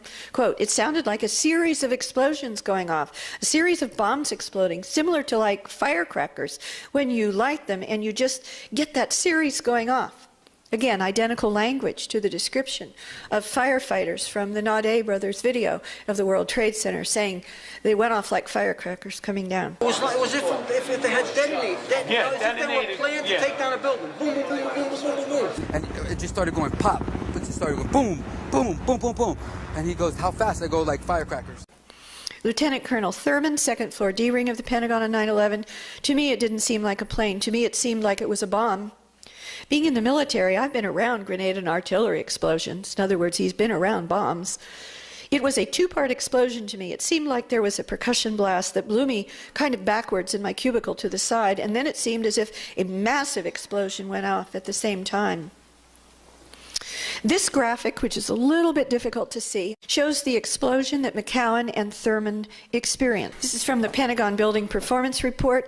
That's a vertical rectangle that is in orange, and the building, the official Pentagon Building Performance Report itself states that that damage on the first floor was probably due to an independent, that is independent of any plane impact, explosion, as fire would have at most, the official story is fire, would have at most collapsed the second floor downward, not thrust it upward. So what that rectangle is the area where the ceiling of the first floor and the floor of the second floor was pushed upwards by a very major force.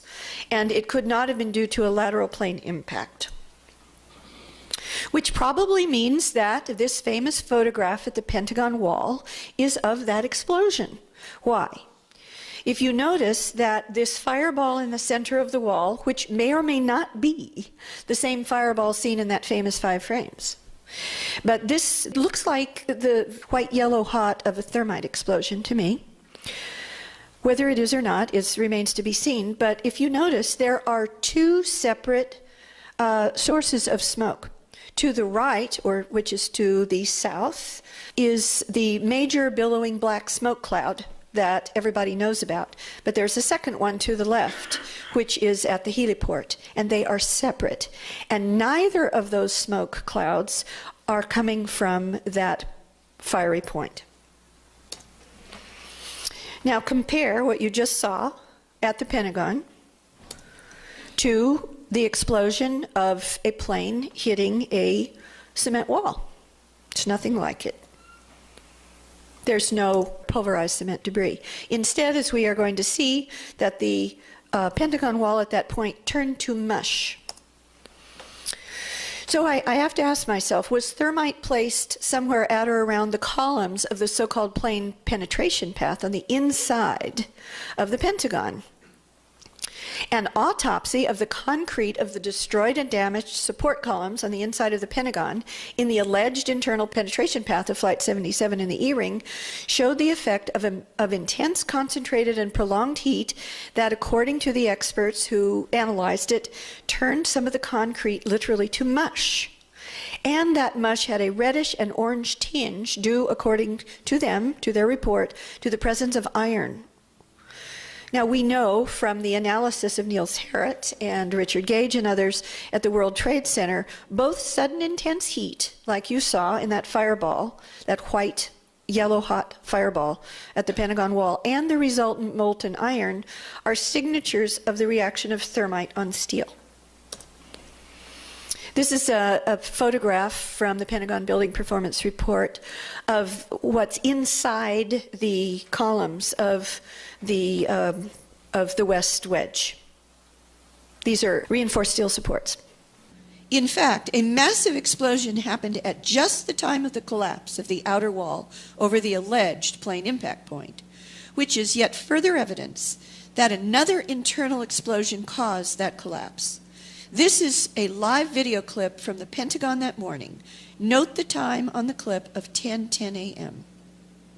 And once again, on the left-hand side of your screen, you are looking at the Tower 2, the first one. This is all New York now. Michael, if you can hear me, we just heard another explosion down at the Pentagon building. We just heard another loud explosion down at the Pentagon building just seconds ago. That's our Audrey Barnes, who is standing nearby the Pentagon, saying they heard a second explosion. Audrey, did you see anything, since these other attacks have been aerial? Did you see anything flying overhead just before this explosion? We can't see exactly where the source of the explosion was, but you could hear it very clearly with a loud boom. And I'm looking for another plume of smoke. I don't see anything right now. It might be still in that same general area where the fire is burning right now, but you could clearly hear another loud explosion. This Pentagon Performance Report graphic also falsely claims, if you notice across the upper part, those little red or orange dots, those are on the columns, the outside columns. Column 14, kind of in the middle, is where the official story says Flight 77's nose hit, and then it went in at a diagonal angle. And down in the lower right is the alleged C-ring exit hole. The Pentagon Building Performance Report falsely claims that 8, those are those orange dots, that 8 external columns were destroyed. However, that is not true. And this is the proof of it. I was very excited when I found this extremely rare and extremely important photograph. It's the only one I know of that is very clear, that was taken after the initial fires were out at the Pentagon wall. This is at the alleged official story impact point, but before the collapse of the wall over this very area. And what you see is that almost all the damage, in fact, as the Pentagon Building Performance Report itself said, I would say at least 90% of the damage, if not more, was on the first floor, and only a very small percentage where you see that kind of T with the 2 windows on either side where the glass is blown out on the second floor.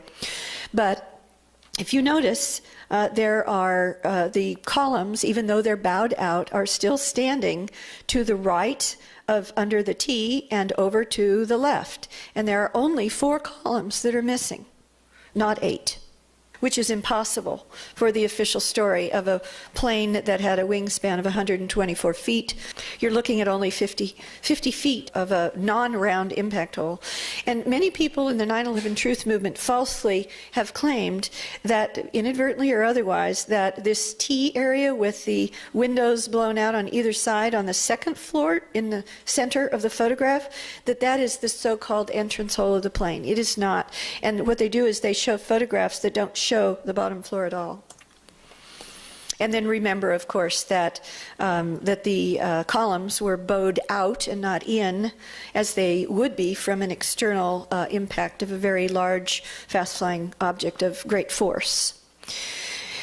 And at the Pentagon on the morning of 9/11, you saw all of these fire trucks putting out their mist and spray and foam. I believe the real purpose of that mist and spray and foam, which really wasn't putting out fires at that point, was to prevent you from seeing that there was not an alleged impact hole where the official story claimed that it was. So, we have seen that the physical evidence clearly supports primary inside explosives. By primary inside explosives, I mean that aren't the result of the impact of a plane or fires therefrom. Yes, there were reports by eyewitnesses also of explosions and explosives throughout the chain of command from the very highest levels of the Pentagon on down. Secretary of Defense Rumsfeld and his 3-star top military aide. When Secretary of Defense Rumsfeld was asked by Sam Donaldson what happened at the Pentagon right after the attacks, he said, "A bomb?" Acting head of the National Military Command Center, Captain Charles Leidig. Captain Leidig, had no awareness of Flight 77 coming back to Washington, D.C. at all. His first awareness was a call from Secretary of Defense Rumsfeld's 3-star aide, that's an extremely high military officer, who asked if he, meaning Leidig, felt the explosion in the building and asked Leidig to investigate whether it might be a terrorist attack. Witnesses to cordite and gunpowder, which has an extremely distinct smell from jet fuel and kerosene, burning jet fuel and kerosene. Chairman of the Joint Chiefs of Staff himself, General Shelton, upon arriving at the Pentagon on 9/11, has said in his memoirs, page 434, called Without Hesitation, quote, "The smell of cordite, or gunpowder, was overwhelming." Don Perkel, another witness, "People shouted in the corridor outside my office that a bomb had gone off. Even before stepping outside, I could smell the cordite. Then I knew explosives had been set off somewhere." And many other witnesses as well. So, according to the official story then, the only primary damage at the Pentagon was in the outer E, D, and C rings in Wedge 1, due solely to the impact and resultant fires and damage from a plane, 90 to 95% on the ground floor, a little bit on the second floor, and going only into the inside of the C ring. However, that is not what happened. There is, in fact, major damage on 9/11 in the innermost rings, the A and B rings as well. In an interview that I personally did at the Naval Postgraduate School with the Assistant Secretary of Defense for Special Operations on 9/11, former top Green Beret, Robert Andrews, he told me, quote, as he drew a diagram of it, which I've retained, quote, "My aide and I had to walk over dead bodies on the inside of the innermost A ring," unquote. Also, the B ring, next in from the C ring towards the center courtyard, the B ring between the 4th and 5th quarters was decimated. Washington Post.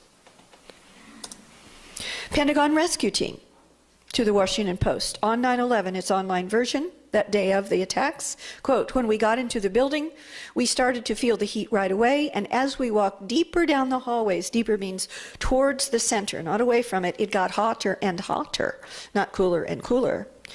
It was just fire everywhere, not so much smoke, but just fire all around us. You couldn't see the plane, you couldn't see anything of a plane, just debris everywhere you looked." And again, deeper means deeper towards the center of the building. And as we have seen, there was a major internal explosion at or just after 9:30 near April Gallup's desk. According to her sworn videotape testimony, April Gallup experienced all of the below at 9:30. The time that a massive inside the building explosion near her desk stopped her wristwatch. This was in the outer E-ring in Wedge 2, which, remember, is at least 150 feet north of where the official story claims a plane hit the wall almost 8 minutes later. April Gallup said she, quote, "thought I had triggered it when I touched the on button on my computer. I thought it was a bomb," unquote. Gallup saw no plane parts, no seats, no passengers, no passenger bodies, and no luggage inside the building. And she said there was no smell of jet fuel and no jet fuel fires that she saw. In fact, the only fires April Gallup said she saw were coming out of the computers, which was also experienced by other inside the building witnesses, for example, by Tracy Webb in the E-ring off of Corridor 4, which was in the alleged penetration path of the alleged plane. April Gallup said the floor was not hot inside the building as she walked out, with just one shoe and one bare foot, and yet the sole of her bare foot was completely unburned, as we're about to see in the photo in the next slide. And in addition, some dozen other inside the building witnesses in the area where April Gallup worked, she meets with them and they confirm her experience. And here's a picture of April Gallup on the lawn. This is what happened inside the Wedge 2 to the north or the left of the center line. And notice that she is not burned, and those are the bottom of her feet. And she has testified under oath to me in a 2-hour under oath videotaped interview and testimony that she lost one of her shoes, and she walked over whatever it was she walked over that was allegedly, according to the official story, burning jet fuel, and she wasn't burned, including on the bottom of her bare foot. On September 11, 2001, I had returned back from maternity leave. I had to get Elijah situated in daycare. I walked into the building. I had to clear Elijah to go to the area. There were some things that they wanted me to take care of prior to me taking him to the daycare. I sat down at the computer to actually turn the computer on. As soon as I pressed the button, boom. So at that particular time, based off what happened, I thought I had triggered a bomb. I was covered from my neck all the way down to my back in debris.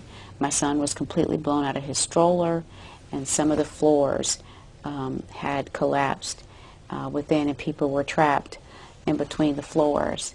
My son had stopped crying, so I felt strength out of nowhere to actually low crawl from out under the debris to try to find my son. While I was coming out of the Pentagon, I didn't see any evidence of metal, airplane seats, luggage, nothing that would give me any indication that it was a plane that had hit the building. I lost one shoe, so I was walking through the area barefooted. So I was particularly careful to try to make sure I did not step on anything sharp while I had my son on my shoulder. I did not have jet fuel over my body. My son didn't have jet fuel over his body. The people that I helped didn't have jet fuel on their body.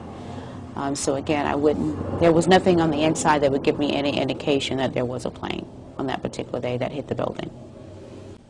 Most of the people that were in the area where I was located, and again, I did ask because maybe I was off in my judgment, but in speaking with everyone, it was conclusive that no one else in the area where I was located had seen any parts of planes or luggage or baggage or anything of that nature.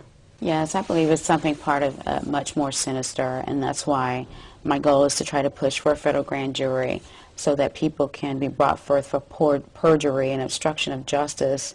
I mean, when you go out of your way to fabricate an official story, when obviously the evidence that appears, whether it's footage or the work that many people have done, shows that the official story couldn't possibly be true, then yes, you should be brought to justice.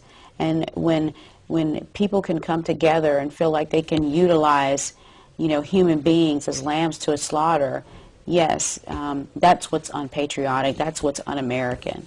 We'll turn our own people to sacrifice them for whatever their motive may be, regardless that their motive is of no significance, but the fact that they would use, innocent human beings as lambs to a slaughter to perpetrate whatever it is their cause or motive is. Yes, they should be brought to justice, and it's obvious, that the official story is it has been fabricated. And here is an aerial photo showing a large E-ring cavity inside the outer E-ring wall of wedge 2, not just wedge 1, where the official story says a plane impacted and there was later a collapse. April Gallup, also, you should know, for 9/11 truth aficionados, did not walk out of the alleged entrance hole. Of course, there wasn't an entrance hole to begin with to walk out of. But the first official interview that she gave, which was to the Army historians, she stated that she and her son exited through a window behind the Fort Myer fire truck that you have already seen, the back of which was on fire after the white plane exploded there at 9:32 and 30 seconds and stopped the heliport clock at that time. And the Army historians also interviewed the other people that helped her and her infant son out of that blown out window just behind the fire truck. And here you see the fire truck, and you can see the blown out window behind the back of the fire truck. And then just as the outer columns, as we've seen to the right and left of the alleged impact point of Flight 77 in wedge 1, were bowed outwards, not inwards. In other words, consistent with an internal explosion with its pressure wave coming out instead of an external impact by a large, heavy, fast-flying object. Similarly, in wedge 2, further north, where April Gallup worked, a massive internal force thrust office debris towards the outer windows. And you can see them. If this were a higher resolution photo, you could clearly see that this office debris is just forced out of the windows. Windows also first bowed out and then back in. Witness Lieutenant Colonel Victor Correa, who worked in the Office of the Army Deputy Chief of Staff for Personnel, in the direct path of the alleged official story penetration of Flight 77 said, quote, "I noticed the windows going out and then coming back in. We thought it was some kind of an explosion, that somebody had got in there and planted bombs because of that." Army Fort Monmouth TDY auditor Michael Nielsen, whom I personally interviewed, told me, quote, "Hundreds of people raced down the halls past him out the south side exit, shouting, 'It's a bomb, bombs, it's a bomb,' i.e. explosives. And as a plane did not hit at the Wedge 1 impact point, this famous 5 frames video, which we're showing again, is therefore evidence of what? Only of an explosion and or the white plane destruction, not of an impact. There were also multiple primary inside explosions independent of any impact or fires therefrom. We've already seen April Gallup says that her watch was stopped by this massive explosion by her desk in Wedge 2 at 9:30, at 9:31 and 40 seconds. Stopped Navy area clock, which we saw very early with the firehouse clock, and at precisely 9:43, according to the official story, sole survivor of the Naval Command Center, which was the second and third rings in the alleged penetration path of Flight 77, stated at precisely 9:43 was the explosion in the Naval Command Center. At 10 o'clock, explosives went off on columns in the alleged penetration path, and at 9:48 there was another large Pentagon explosion. There were bombs going off inside the buildings over quite a long period of time. This slide shows the relative times of the inside the building explosions at the Pentagon on 9/11 relative to the outside explosions at the Pentagon that morning. At 9:30, as we have seen in Wedge 2, well to the north of where the official story says Flight 77 allegedly impacted, almost 8 minutes later, April Gallup's wristwatch was stopped by a massive explosion inside the building at 9:30. At 9:31 and 40 seconds, another inside the building explosion stopped the Navy area clock. Now this was also the likely time of the D-ring explosion that thrust the second floor slab upwards. And then there is an external explosion, the one we know about at 9:32 and 30 seconds, when the white plane was destroyed near the heliport, stopping the heliport firehouse clock at that time. But there was also another external explosion, and that was at approximately 9:34 and 10 seconds. That was when the huge billowing black smoke cloud started to billow upwards from a diesel trailer fire outside the Wedge 1 wall, near the official story alleged impact point. And we know that time because it was caught on the Doubletree Hotel security camera digital clock. The next inside the building explosion, and this was at, quote, precisely 9:43. According to Lieutenant Kevin Schaefer, who according to the official story was the only survivor of the Naval Command Center that morning, he said that a massive orange fireball explosion went off in the Naval Command Center at precisely 9:43. And at 9:48, according to the Secret Service's log that morning, there was yet another Pentagon explosion.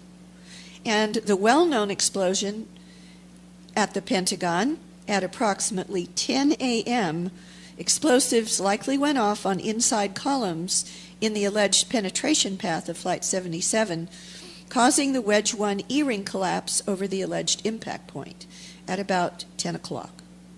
The Pentagon also was expecting explosives. According to AP report on 9/11 itself, the Pentagon attack came minutes after Secretary of Defense Rumsfeld predicted there will be another event. There were bomb-sniffing dog teams at the Pentagon before the attack. Inside explosives at the Pentagon, just as at the World Trade Center, explain why there was no advance siren to alert personnel of alleged approaching danger to evacuate the building, as there was no incoming at the time of the alleged official story Pentagon attack. The National Military Command Center didn't learn of any alleged incoming hijacked plane until 9:31, after the explosion. There was no way for non-perpetrators of the actual inside job to know the explosives were about to go off in order to trigger alarms and an evacuation. And April Gallup and many others testified there was no alert to trigger them to leave the building to save their lives. Even after Pentagon workers shouted a bomb had gone off, still no alarm sounded, according to Don Perkel. And the chief NBC Pentagon correspondent on 9/11, Jim Miklazewski, I believe, stated at 9:45, still no sirens and no official evacuation order. Primary inside explosions at the Pentagon are absolute proof of what? An inside job. Outside terrorists, whether Al-Qaeda or Santa Claus, could not have done it. Non-insider terrorists would have targeted the easy-to-hit roof or the central courtyard, or the offices of high-ranking officials on the far side from the official impact point, where Secretary of Defense Rumsfeld, Chairman of the Joint Chiefs of Staff, had their offices. They would never have chosen the least populated, only newly hardened West Wedge, which was also the hardest to hit due to many physical obstacles in the path: a hill, an antenna, light poles, a chain link fence, and the 6-foot-high spools. Now you're going to see evidence that some of these, at least some, if not all, of the inside explosives were targeted to take out particular functions and perhaps even individuals. The Naval Command Center was targeted not by a plane but by inside explosives.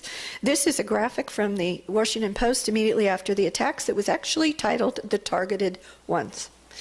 And it's a little bit difficult to see, but where they show that the plane, allege that the plane hit at the official story point, then there is that kind of gray, darker gray area, and within that is the Naval Command Center, which is blown up in the legend up at the top.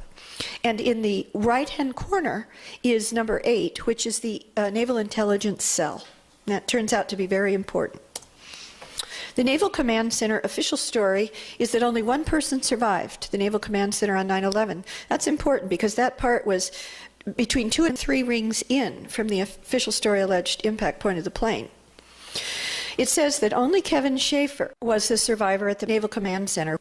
He became a top staffer, I think not coincidentally, on the key 9/11 Commission subgroup that was allegedly investigating the Pentagon attack and DOD's NORAD's non-response, which was the heart of the 9/11 PSYOP, including 3 NORAD versions, at least, as Professor Griffin has pointed out, at least 2 of which must be false, if not all 3.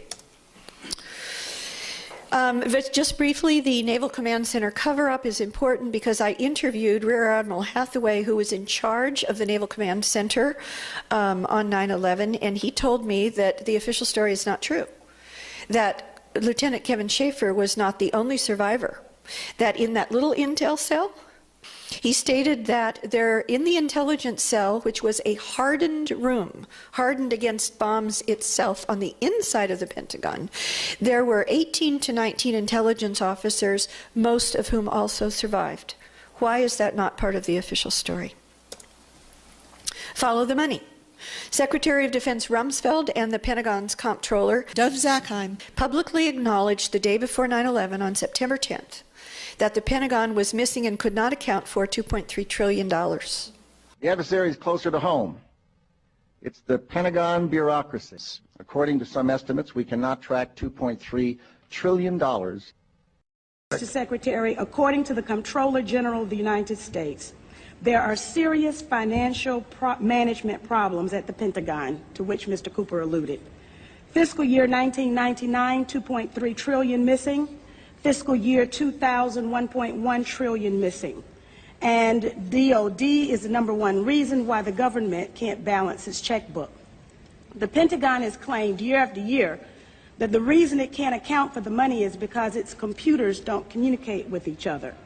My second question, Mr. Secretary, is who has the contracts today to make those systems communicate with each other? How long have they had those contracts? And how much have the taxpayers paid for them? Finally, Mr. Secretary, after the last hearing, I thought that my office was promised a written response to my question regarding the 4 war games on September 11th. I have not yet received that response, but would like for you to respond to the questions that I've put to you today, and then I do expect the written response to my previous question, hopefully by the end of the week. Thank you, Representative. The second question,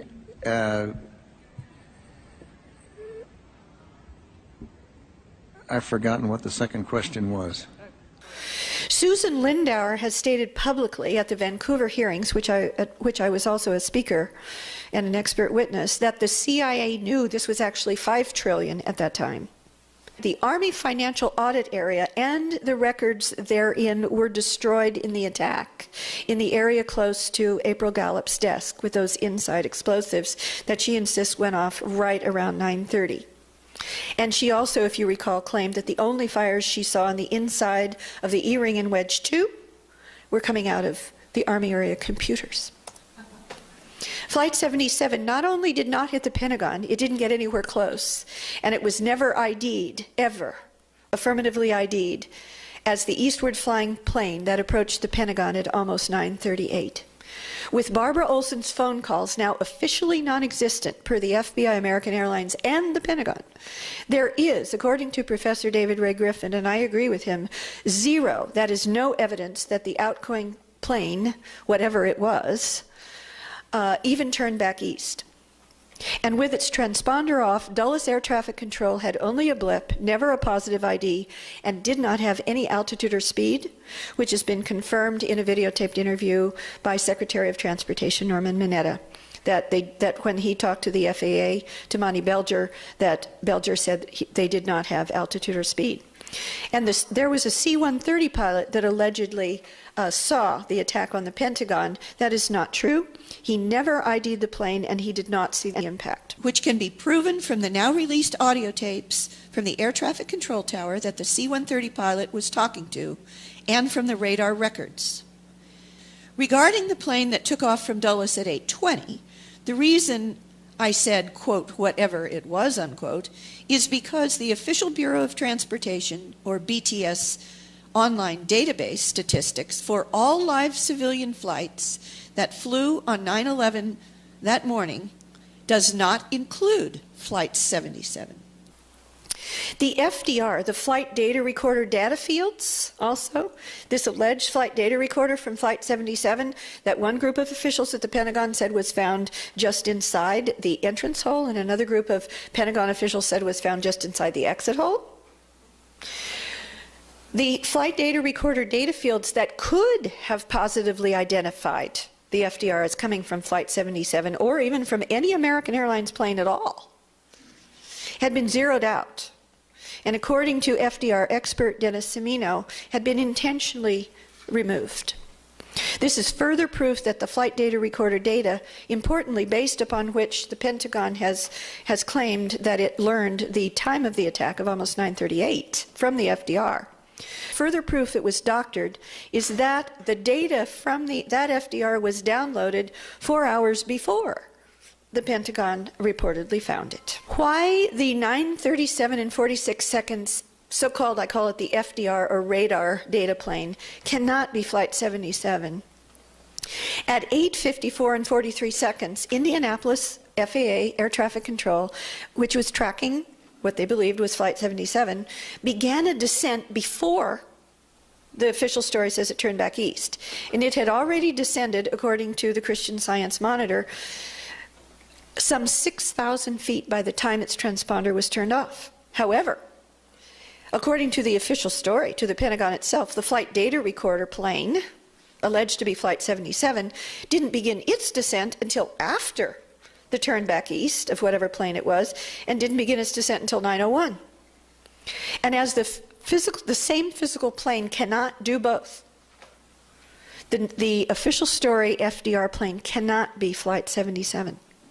Thus, the flight data recorder allegedly found in the Pentagon rubble, whether it was found wherever it was found, claimed to have been from this 938 plane, also cannot have been from Flight 77. So if the FDR plane that approached the Pentagon at almost 9:38 wasn't Flight 77, what was it? Evidence it was a military plane. All of the Dulles air traffic controllers thought it was a military plane. Daniel O'Brien, who was the Dulles air traffic controller tracking that blip, said the speed, the maneuverability, the way he turned, and again, there was no altitude and no speed information attached to this. We all thought in the radar room, they were then many people standing around her back looking at the screen. We all thought in the radar room, all of us experienced air traffic controllers, that it was a military plane. In the room, it was almost a sense of relief. This must be a fighter. This must be one of our guys. So, what happened to Flight 77? The bottom line is we don't know.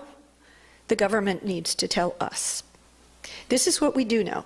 We know that at 9:09 and 55 seconds, FAA Indianapolis Air Traffic Control reported that flight missing, the flight that had left Dulles Airport at 8:20 in the morning, reported it missing and possibly crashed to the Air Force Search and Rescue. It is not a coincidence, in my opinion, that it was at this exact second, almost, that military air traffic controllers first, in quotes, reported picking up the never positively identified eastward flying blip, that they then violated all established protocol to assume and claim was Flight 77 when it was not, clearly intended, in my opinion, to stop the Air Force from search and rescue. The non-coincidence of this timing, I believe, is strong evidence that the military had been tracking the eastward flying plane all along via military transponder mode that only it and not the FAA civilian air traffic controllers could see. And thus, for the military, there was no so-called radar hole, making the plane invisible for this part of its flight. And also, that the official story plane, alleged to have been Flight 77, was a military plane giving off a friendly, identify friend or foe IFF transponder signal, would explain why it did not trigger any interceptor response and was not shot down. Therefore, in my opinion, I do not believe that there was any stand-down order needed to explain what happened at the Pentagon for two important reasons. One, it wasn't a civilian airliner. We've shown that by many means. And it didn't get through the system, the defense system, to hit the building in any case.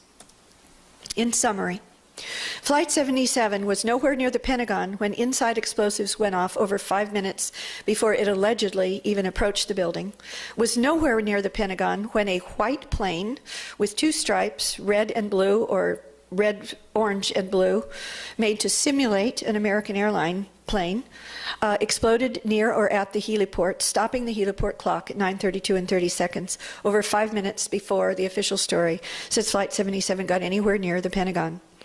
Also, there is zero evidence that whatever plane left Dulles at 8:20 turned back east at all, towards Washington, D.C. in any case. And the westward flying blip was reported possibly crashed by FAA to Air Force Search and Rescue before it even turned east. And even if whatever plane was flying east had hit the Pentagon, which it didn't, we have proven, it couldn't have penetrated to just the inside of the C-ring, as claimed by the official story, and have caused the massive destruction found all the way into the innermost A and B rings. And finally, the FDR plane, alleged to have been Flight 77, was almost certainly a military plane. The real story at the Pentagon, I believe, I have proven to you, is thus the same as the real story at the World Trade Center on 9/11. That story is pre-placed inside the building explosives with plane approaches and impacts and or destructions of the plane as the cover causes. And inside explosives at both the World Trade Center and the Pentagon can mean only one thing. 9/11 was literally an inside job. How do we identify the operational mass murderers? We would need to know who made and controlled the weaponized military-grade nanothermite that has been found, some of it unreacted, in the World Trade Center dust, number one. And I believe we would need to know who made and controlled the weaponized nanospores in the anthrax letters, which were dated September 11th, after all, and who specializes in nanosol gel processes, which use silicon and silica that were found both in the World Trade Center dust and in the anthrax letter spores. And who would that be? So who could have controlled weapons-grade nanothermite of the signature in the World Trade Center dust? Well, I found out. This is at least one serious possibility. It may not be the only one, but remember, this is an inside job. Quote from Army Major Doug Rockey, retired director of the United States Army's depleted uranium project, to both myself and Professor Stephen Jones in Irvine, California. I was standing only approximately 1.5 feet from him when he said this. The only guys I know who have this stuff are the Golden Boys at the Army's Redstone Arsenal. So who controlled the super military grade nano anthrax in the anthrax letters? According to the world's foremost independent investigator of the anthrax letter attacks, Barry Kissin, who is an attorney in the Washington, D.C. area, the answer is Battelle Memorial Institute, which is a U.S. government military intelligence lab, and the CIA, and possibly also the Defense Intelligence Agency, the armies, there's the Army again, Dugway Proving Ground. And I learned from my research that William Patrick, who is now deceased, he was one of the U.S. government's top bioweapons experts, used to work at Fort Detrick also, that William Patrick held the private trade secret, one should ask why private, the private trade secret to the process to create the 1 trillion spores per gram anthrax that was found in the letters. Who could handle military-grade explosives and anthrax that were found in the World Trade Center dust and the anthrax letters? Once they have been created, I would think it would take a military special operators, black ops, trained in super weaponized nanoparticles to set nano-explosives and deliver nanobiological weapons. This would be a highly trained, highly specialized black joint special operations team, I would think, like in particular the Joint Special Operations Command, JSOC, and that works hand in glove with the CIA's Special Activities Division, which we learned from New York Times articles operate above the law with exemption to execute covert operations inside the United States on behalf of the president. In that time, of course, the president was George W. Bush. But as we'll see, JSOC was actually overseen by Vice President Cheney. The Joint Forces Command also happens to script, plan, and run the military's exercises and war games. And we have seen that on the morning of 9/11, they were running NORAD, Northeast Sector, which was responsible for not responding, that the NORAD's Northeast Sector was running an hijack scenario exercise on the morning of 9/11 itself. And the FAA hijack coordinator on 9/11, who should have been at his desk, Army Lieutenant General Michael Canavan, guess what he'd done just before that? He'd headed JSOC. When Canavan first took the job, only about 9 months before 9/11, he began running and participating in military exercises that, according to FAA Intelligence Division analyst John Hawley, quote, pretty damn close to the 9/11 plot itself. And on the morning of 9/11, Canavan's whereabouts were, quote, unknown, and the 9/11 Commission didn't consider it important enough to ask where he was. Under whose command is JSOC? According to Cy Hurst, Vice President Cheney oversaw the Joint Special Operations Command before and on 9/11. And Assistant Secretary of Defense for Special Operations and former top Army Green Beret, there's the Army again, Robert Andrews, reportedly, according to alternative press, headed Cheney's blackest dark ops under JSOC. Susan Lindauer has sworn under oath that before 9/11, her CIA handler ordered her to threaten Iraq's UN ambassador that if they didn't turn over intelligence about imminent hijack plots with airplanes, i.e. like the 9/11 plot, that the U.S. would bomb their country. And that this threat came from, quote, higher than the CIA director and the Secretary of State, which could only mean the Secretary of Defense, Vice President Cheney, or President Bush. Stephen Piesnik, former Deputy Assistant Secretary of State to 3 U.S. presidents, has stated publicly that he is willing to name under oath to the proper venue the military general who was on Deputy Secretary of Defense's Wolfowitz staff on 9/11, who told him that the 9/11 attacks were a false flag attack. Quote, they ran the attacks, the general said of Wolfowitz, Cheney's aide Hadley, Elliot Abrams, Condoleezza Rice, among others. How did they do it?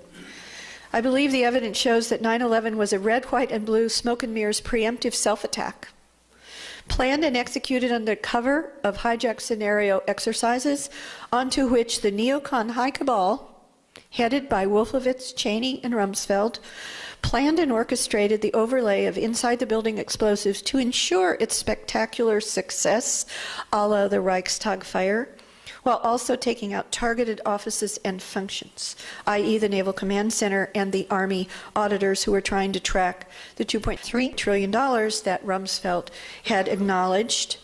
We cannot track $2.3 trillion. The day before 9/11 was allegedly missing. NORAD's Northeast Sector operational commander on 9/11, Colonel Bob Marr, just happens to be an expert in red team gaming verisimilitude. Verisimilitude is a fancy word for making an exercise or war game seem real. There's no better way to make it seem real than to make it real, is it? To go live. He was an expert in red team gaming verisimilitude and has publicly acknowledged that his Northeast NORAD sector was conducting hijack scenario emergency response exercises on the morning of 9/11 itself. It's in this book, Touching History. Richard Clark revealed to me in an interview I did with him at the Naval Postgraduate School as the senior military affairs journalist there on August 30th, 2010, and I published this on the DoD's website. He said that the White House clears every major exercise, as I mentioned before, meaning Condoleezza Rice and probably Cheney and Bush, and certainly Cheney, would have known about those hijack scenario exercises being run on the morning of 9/11, which were then used as part of the pretext for why NORAD didn't respond in time. White House approval of hijack scenario exercises being run on 9/11 itself would have to have been known about and approved by at least Rice and Clark. JSOC NORAD exercise scenario planners and executors were the core, I believe, of the operational plot. Why? NORAD, which is an Air Force agency, lied at least twice and probably 3 times to Congress, as well as the 9/11 Commission, putting out 3 contradictory timelines of its non-responses of its fighter jets in time. And the 9/11 Commission seriously considered referring NORAD DoD to the Department of Justice for criminal investigation for lying and obstruction of justice. 9/11, in my very educated opinion, was not just an evil inside plot, it was a diabolical inside plot, whose purpose was, in my opinion, to terrorize the United States into putting Israel's interest above our own. I call that treason. To get the United States military into the Middle East, as Nicholas Rockefeller told Rousseau a year before 9/11. This was a long-time goal of the Project for New American Century U.S. and Israeli Zionists, to effect Israel's goals using American blood and treasure, which is still happening. CENTCOM, which stands for Central Command, the Central Combatant Command of the United States military of the Pentagon, had already, before 9/11, been moved to the Middle East. You would think that CENTCOM would be centered over the United States. Well, one of the reasons for that is, as you have already learned, there was no combatant command over the mainland United States until immediately after 9/11, when they created NORTHCOM for that very purpose. Reported dual Israeli-U.S. citizen Paul Wolfowitz was Deputy Secretary of Defense, number 2 immediately under Secretary of Defense Rumsfeld. Richard Pearl, reported dual U.S.-Israeli citizen, proclaimed himself one of the top Project for New American Century Manifesto signatories. He self-proclaimed himself the Prince of Darkness. And he chaired Rumsfeld's Defense Policy Board. If Richard Pearl is the Prince of Darkness, Dov Zakheim is the king. Dov Zakheim is a rabbi and reported dual U.S.-Israeli citizen. He wrote a paper advocating a staged catastrophic event to force the United States into war to reconfigure the Middle East in Israel's interest, and presented it to the Project for New American Century before they wrote the Project for New American Century Manifesto. And Zakheim is credited with the actual New Pearl Harbor quote in that manifesto. Zakheim headed all of the Pentagon's accounts as its DoD comptroller under Rumsfeld, as the $2.3 trillion was announced being missing the day before 9/11 on September 10th. CIA whistleblower Susan Lindauer says it was really $9.1 trillion and that it had gone for Israel. Pentagon auditors tracking the missing money, killed on 9/11 by inside explosives in the Pentagon, and the records were destroyed. Zackheim was the chief executive officer of Systems Planning Corporation, a defense contractor that specialized in remote control of airplanes, especially drone aircraft, used in U.S. military exercises, and a special system which destroyed them in their terminal phases. This is what the evidence shows actually happened at the Pentagon on 9/11. Systems Planning Corporation had a subsidiary that actually oversaw the 1993 World Trade Center 1 attack, so-called investigation, and through that investigation obtained the secret World Trade Center blueprints, which were needed to know where to plant controlled demolition explosives throughout the building. Dov Zackheim arranged for the Pentagon to receive leased converted Boeing 767 fuel tanker planes, which are consistent with what eyewitnesses saw of the plane that actually struck World Trade Center 2 on 9/11. Reported dual Israeli-U.S. citizen Philip Zelikow headed the 9/11 Commission cover-up as its executive director. Reported dual U.S. Israeli citizen Michael Chertoff headed the Department of Justice alleged, quote, investigation, which is a cover-up of 9/11, and became the second new Department of Homeland Security director. So we must ask, whose homeland and whose security? The insider 9/11 plot was the highest evil because it was premeditated. It was based on a Hitlerian scale big lie. We have seen that not just the whole official story of 9/11 is a lie, but every single individual part of it is a lie. The 9/11 plot was designed to kill masses of our innocent fellow citizens. It was designed to falsely blame and demonize Muslims who could not have done it and did not do it. It was created to justify the invasion of their lands in the Middle East for geopolitical power, oil, and Israel's interest. The aggressive 9/11 wars that have killed hundreds of thousands, displaced millions, and cost our country trillions are based entirely on lies and are the highest crime under international law and the Nuremberg principles, which we wrote as the victors over the Nazis in World War II. So what is the source of this high evil? Incredibly, it is the mentality of Nazism. So who and what are the neocons really?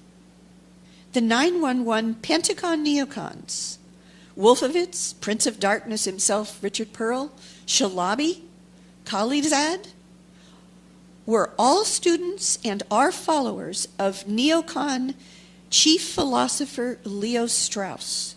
They all studied under Professor Strauss at the University of Chicago, and Professor Strauss' ideology is even more extremist than his personal mentor and sponsor in Germany, Hitler's own legal theorist Carl Schmitt. The Schmitt-Strauss doctrine is that the state needs enemies and must create them if necessary, and must fabricate lies for the many, for the people, while its leaders, quote, embrace the darkness, unquote. We also have to work the dark side, if you will. We've got to spend time in the shadows. Leo Strauss taught that, quote, those who are fit to rule are those who realize there is no morality and that there is only one so-called natural right, the right of the superior man to rule over the inferior. This is from Leo Strauss and the American Right, a book published about Strauss's so-called philosophy in 1997. Leo Strauss's neocons literally brainstormed the attacks of 9/11 decades before those attacks. Attorney Stanley Hilton studied under Leo Strauss with Paul Wolfowitz and Richard Pearl at the University of Chicago. Hilton's senior thesis under Strauss detailed a plan to establish a presidential dictatorship in the United States using a fabricated Pearl Harbor-like incident as its justification. Stanley Hilton, Richard Pearl, Paul Wolfowitz, Leo Strauss, and others discussed an array of different plots and incidents like September 11th and flying airplanes into buildings way back in the 1960s. And note that the book that Donald Rumsfeld, Secretary of Defense, passed out hundreds of copies of shortly before the 9/11 attacks was the 1962 book by top neocon Roberto Wolfstetter. The 9/11 neocon's mentor's mentor, therefore, was Hitler's own justifier of evil, Nazi Carl Schmitt. This is a quote from Professor Francis Boyle, an internationally renowned professor of international law at the University of Illinois. Quote, Schmitt was the most notorious Nazi law professor of his day, justifying every atrocity the Nazis inflicted on everyone. We're talking about the Holocaust. We must understand that these so-called neoconservatives are, in fact, neo-Nazis. They espouse the Nazi doctrine of Schmitt and Strauss and Machiavelli and Nietzsche, the doctrine of the Superman, unquote. This is what internationally acclaimed journalist Seymour Hersh had to say. Quote, we, that is the United States, has been taken over basically by a cult. 8 or 9 neoconservatives, we've seen they're really neo-Nazis in their mentality, have somehow grabbed the U.S. government. Just how and why they did it so efficiently, we'll have to wait for much later historians and for better documentation than we have now. But they managed to overcome the federal bureaucracy and the Congress and the press with the greatest of ease. This does say something about how fragile our democracy is, unquote. Lawrence Wilkerson, who was Chief of Staff to Secretary of State Colin Powell in the Bush-Cheney administration, about this same coup said, it's not a coup, it's worse. This is how retired 4-star U.S. Army General and top NATO commander Wesley Clark put it in a 2003 public address at the Commonwealth Club in San Francisco. What happened at 9/11 is we didn't have a strategy, we didn't have bipartisan agreement, we didn't have American understanding of it, and we had instead a policy coup in this country. A coup. A policy coup. Some hard-nosed people took over the direction of American policy, and they never bothered to inform the rest of us. Then I came back to the Pentagon about 6 weeks later. I saw the same officer. I said, why haven't we attacked Iraq? We still going to attack Iraq? He said, oh, sir. He says, it's worse than that. He said, he pulled up a piece of paper off his desk. He said, I just got this memo from the Secretary of Defense's office that says we're going to attack and destroy the governments in 7 countries in 5 years. We're going to start with Iraq, and then we're going to move to Syria, Lebanon, Libya, Somalia, Sudan, and Iran. I sat on this information for a long time, for about 6 or 8 months. I was so stunned by this I couldn't begin to talk about it. And I couldn't believe it would really be true, but that's actually what happened. These people took control of the policy in the United States. And I realized then, it came back to me, a 1991 meeting I had with Paul Wolfowitz. You know, in 2001 he was Deputy Secretary of Defense, but in 1991 he was the Undersecretary of Defense for Policy. It's the number 3 position in the Pentagon. It was a pretty stunning thing. You mean the purpose of the military is to start wars and change governments? It's not to sort of deter conflict? We're going to invade countries? And you know, my mind was spinning. And I put that aside. It was like a nugget that you hold on to. This country was taken over by a group of people with a policy coup. Wolfowitz and Cheney and Rumsfeld, and you could name a half-dozen other collaborators from the Project for a New American Century. They wanted us to destabilize the Middle East, turn it upside down, make it under our control. It went back to those comments in 1991. Now, did anybody ever tell you that? Was there a national dialogue on this? Did senators and congressmen stand up and denounce this plan? Was there a full-fledged American debate on it? Absolutely not. And there still isn't. The truth is, our government was and still is penetrated and controlled by a Zionist Israeli 5th column that took over the White House, the Congress, the military-civilian superstructure, key military officers and intelligence personnel and the mainstream media leading up to, on, and after 9/11. The level and extent of this penetration is unprecedented in the history of the world and amounts to a literal invasion by an un-American and hostile force. The same year, 2003, that General Wesley Clark gave that warning that the United States government, civilian superstructure of the military, key military officers and special operators and intelligence personnel had been taken over by an Israeli neocon fifth column coup, Israel's own Prime Minister, Ariel Sharon, frustrated that his Middle East destabilization and domination plan wasn't going as well and as quickly as planned, declared that the United States had already conquered Iraq. Remember Bush's famous false and absurd premature mission accomplished speech from the deck of a Navy ship that same year, 2003?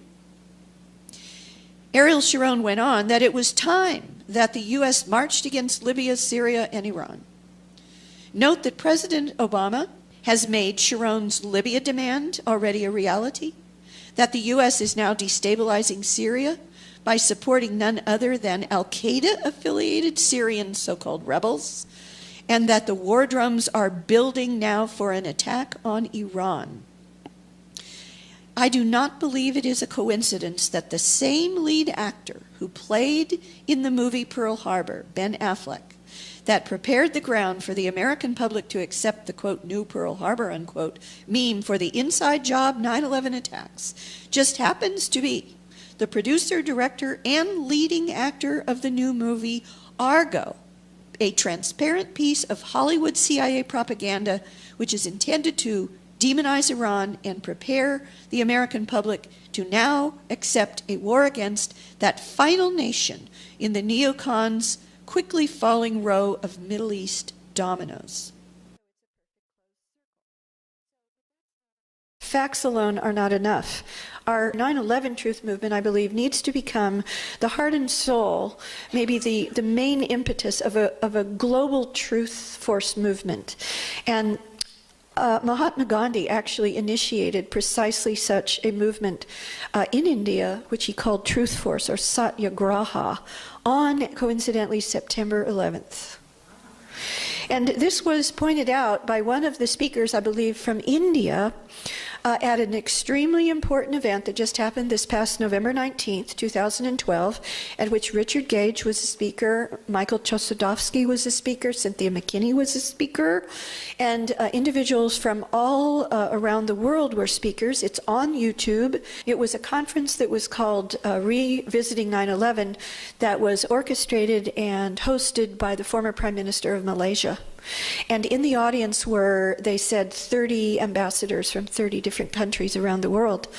And at that, I believe it was the Indian speaker who mentioned how important it was that Gandhi's Satyagraha movement started on September 11th, and that we need to turn the 9/11 truth movement into a worldwide truth movement to stop these secrets that they only get by with their evil because they have unnecessary secrecy. So how can our reality-based community, as George Bush and Karl Rove called us, as opposed to the lie-based community, how can we prevail over the power and the lie-based community? We need to unite the facts with the force, the satyagraha of the truth. And we do that as individual citizens. We have the power within ourselves to officialize the truth every single day, because credibility is a zero-sum game. We need to take the oath of telling the truth into our own hands. And you do that in a very simple way. You can take sworn jurat affidavits. You don't have to be a notary public to do so, but I recommend that every single one of us in the worldwide truth movement become, for a few dollars and a little bit of training, to become notary publics so that we can take sworn jurat affidavits. And most people don't know it, but in California, at least, where I live, a notary public, when a notary public notarizes a document, it becomes an official state of California document. So because credibility is a zero-sum game, if you have the lie, the people, the insiders who did the job and have covered it up with the lie, they have a lie and they have credibility. But as we increase our credibility by officializing the truth and getting witness testimonies, as I did with April Gallup, under oath, and then doing the transcript and getting a sworn juror affidavit, making it into official state document, those can be used in court. And we need to do that with every single one of the witnesses that have already come forward. It's a simple thing to do. When I did my book, when I was researching my book, October Surprise, I was trying to, nothing had changed. I had all the same evidence like I'm showing you here, but I hadn't officialized it yet. And nobody would, they would pay attention, they would say, oh, that's very nice, yes, I agree with you, and nothing would happen in the real world. The rubber wasn't meeting the road in terms of politics or the law. And one day I had the idea, well, what the heck? You know, I have a friend who's a notary public, Betty Phillips in Pacific Grove, California. I'm going to go take my statement of what I experienced in the Reagan campaign and about the October surprise, the truth behind the Iran side of Iran-Contra. I'm going to take that in and I'm going to type it up and I'm going to have her swear me up and do a sworn juror affidavit. And when I did that, it was like people's mental doors opened up. The Democratic Party officialdom, it went all the way to the top. And pretty soon there was a full subpoena power congressional investigation in the House of Representatives. So we need to officialize the truth, and we do that in a worldwide pro-truth movement. And we need to do that under the aegis and umbrella of Mahatma Gandhi's Satyagraha movement. Where are we now? I'm just going to very briefly review the major 9/11 truth events of the past year and how we lay the evidential groundwork to bring the real perpetrators to justice. Interestingly, even though the Pentagon attack has been kind of the black sheep of the 9/11 truth movement, which for reasons that are pretty clear to me. At the beginning of my talk, I told you why it's the most important part of the 9/11 attacks, and therefore the real perpetrators would not want the 9/11 truth movement to go there. And many people in the 9/11 truth movement even said, well, we shouldn't look at the Pentagon attack. There's too much controversy. Some people say it was a North Path, South Path, so we shouldn't go there. Well, even despite this, amazingly, because I focus on the Pentagon attack and have for over 11 years, I was the only invited expert witness to testify at both the Toronto 9/11 hearings and the Vancouver 9/11 hearings, which is a small miracle, really. The force is with us. It truly is. And then, of course, I mentioned the Malaysia conference. By the way, the Toronto hearings, this is very important. This is the 911 Toronto report. It just came out, I believe, last November. Every single American should own this document. This report is my paper on the Pentagon attack. It's chapter 13. And there are chapters in here by all of the expert witnesses at Toronto. And this cover was intentionally designed by James Gorley, who is the editor of the report and who sponsored the Toronto hearings, which were on the 10th anniversary in Toronto, Canada. He intentionally designed the cover so that at a distance it would look identical to the 9/11 Commission report. So if you just hold up the 9/11 Commission report, this 571-page lie, you can hold up the truth by the 9/11 Truth Movement. So please get this, read it. It is incredibly revealing, and it shows the depth of the evidence that we have already produced, which was the whole point of the Malaysia conference that was sponsored by the former Prime Minister of Malaysia, held on I think the day the 9/11 Toronto report came out. So also you should know that one of the 4 judges, they were called a panel, the panelists, like a panel of judges, to whom we gave our testimony at Toronto on the 10th anniversary of 9/11, one of the 4 judges, called panelists, was the Chief Justice of the Supreme Court of Italy. And he is, to this day, the honorary Chief Justice of the Supreme Court of Italy and the President, as I recall, and also a title of the Supreme Court of Italy. And so this is an extremely important and serious time when we have reached, the 9/11 Truth Movement has reached a critical mass of evidence, including some evidence now being taken under juror affidavit sworn testimony, which did happen at Jim Fetzer's Vancouver hearings. All of the testimony was taken sworn under oath. At the Malaysia conference, and I should mention, the former Chief Justice of the Supreme Court of Italy, who is one of the panelist judges at the Toronto hearings, he has the final chapter in this 911 Toronto report, and he has gone public stating, including here, that it is his intent to take it to the Chief Prosecutor of the International Criminal Court. And it doesn't really matter that to this point the United States is not a signatory to the jurisdiction of the court, because some 80 innocent victims of some 80 countries, most of whom are signatories of the International Criminal Court and therefore have jurisdiction, can bring this matter before the International Criminal Court, and that includes Italy, his country. The greatest accountability opportunity of all, in my opinion, is the upcoming 9/11 Guantanamo trial.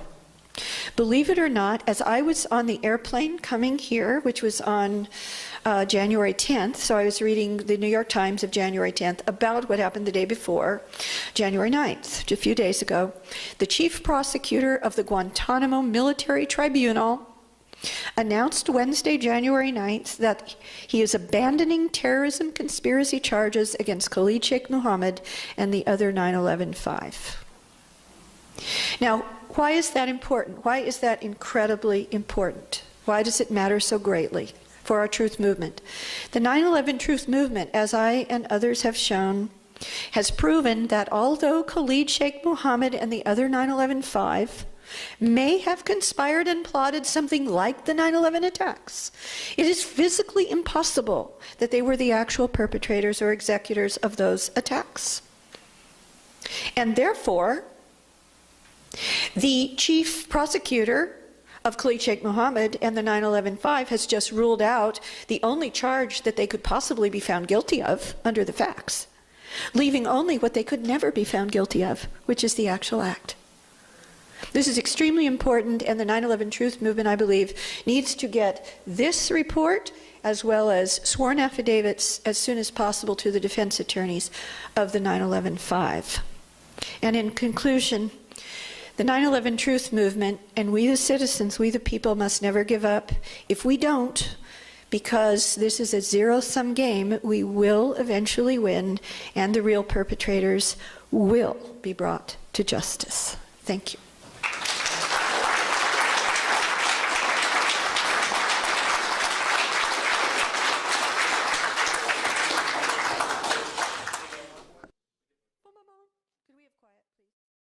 We're now going to go to the Q's and A's, so just please come to the mic and one of the two and ask your question, and I'll do my best to answer it.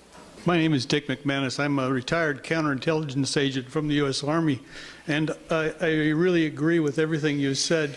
I'd like to point out that the flash you saw of one of your photographs, it had to be an explosive flash. It couldn't have been a regular fire. That's the first time I've ever seen that photo. Yes. Yeah, he's talking about the still photo on the side of the building that I thought might be thermite. Yes, explosive. I don't think it can be from an impact of a plane. Right. It's more like a flash from an explosion versus a fire. That was a really interesting thing. And that's why I said at that point that I believe that I brought that slide out right after showing you the graphic from the Pentagon Building Performance Report showing that there was this massive explosion inside the first floor in the building that forced the floor, the floor of the second floor up. Yeah, that was a very lucky photograph that guy caught that at that right time. Yeah. I'd just like to point out there were 7 fake terrorist alerts after 9/11. Yeah. They were all kind of coincide to the vote on the Patriot Act. That's right. Right after, previously, prior to the election, the second election of Bush. And also those anthrax letters went to the 2 senators who were resisting the Patriot Act. I was interested to ask you that do you know that nano aluminum is a controlled substance that makes up nanothermite? Yes. Have you looked into, is there any records of who had access to nano aluminum, which is a component a necessary component in order to make nanothermite? That's a very good question. I haven't personally, because that's been a World Trade Center question, but I know that Kevin Ryan has addressed that issue in one of his published articles. I would recommend you read. Do you know how much time questions. it took before the alleged FBI came and confiscated the videotapes from the... It was almost instant. I mean, do you have any, Yes. like instant really gets you suspicious? No, as, not almost. What we do know, for instance, at the CITGO gas station, right. At this, and as I understand it, this is interesting, the CITGO gas station, I believe, was owned by Venezuela at the time, by Hugo Chavez. Find that interesting. But in any case, according to the person who managed or owned that station, I don't know which, the FBI arrived almost immediately, I think he said 5 minutes, something like that, at the CITGO gas station, and didn't even take the time to go up on a ladder or something and take out the film. They just ripped the whole camera off the wall. And they were doing that around the area. And you don't know how much time it took them to get from their FBI office to the... They were already on the scene. But the excuse or pretext they give for already being on the scene, including there were Secret Service agents already on the scene, is that before the attacks they were expecting the president to arrive between noon and 12:30. Very convenient. There had to be passengers. Barbara Olson was quite well known, and her husband even more so probably. And there had to be relatives and friends of passengers. So what happened to passengers, supposedly, I mean, there should be a whole group of people that want to know what happened to whoever was supposedly on Flight 77. Right. Well, we don't know, number one. Number two, the Bureau of Transportation BTS database, which is online, states that Flight 77 was not scheduled to even take off on the morning of 9/11 as a civilian airline flight.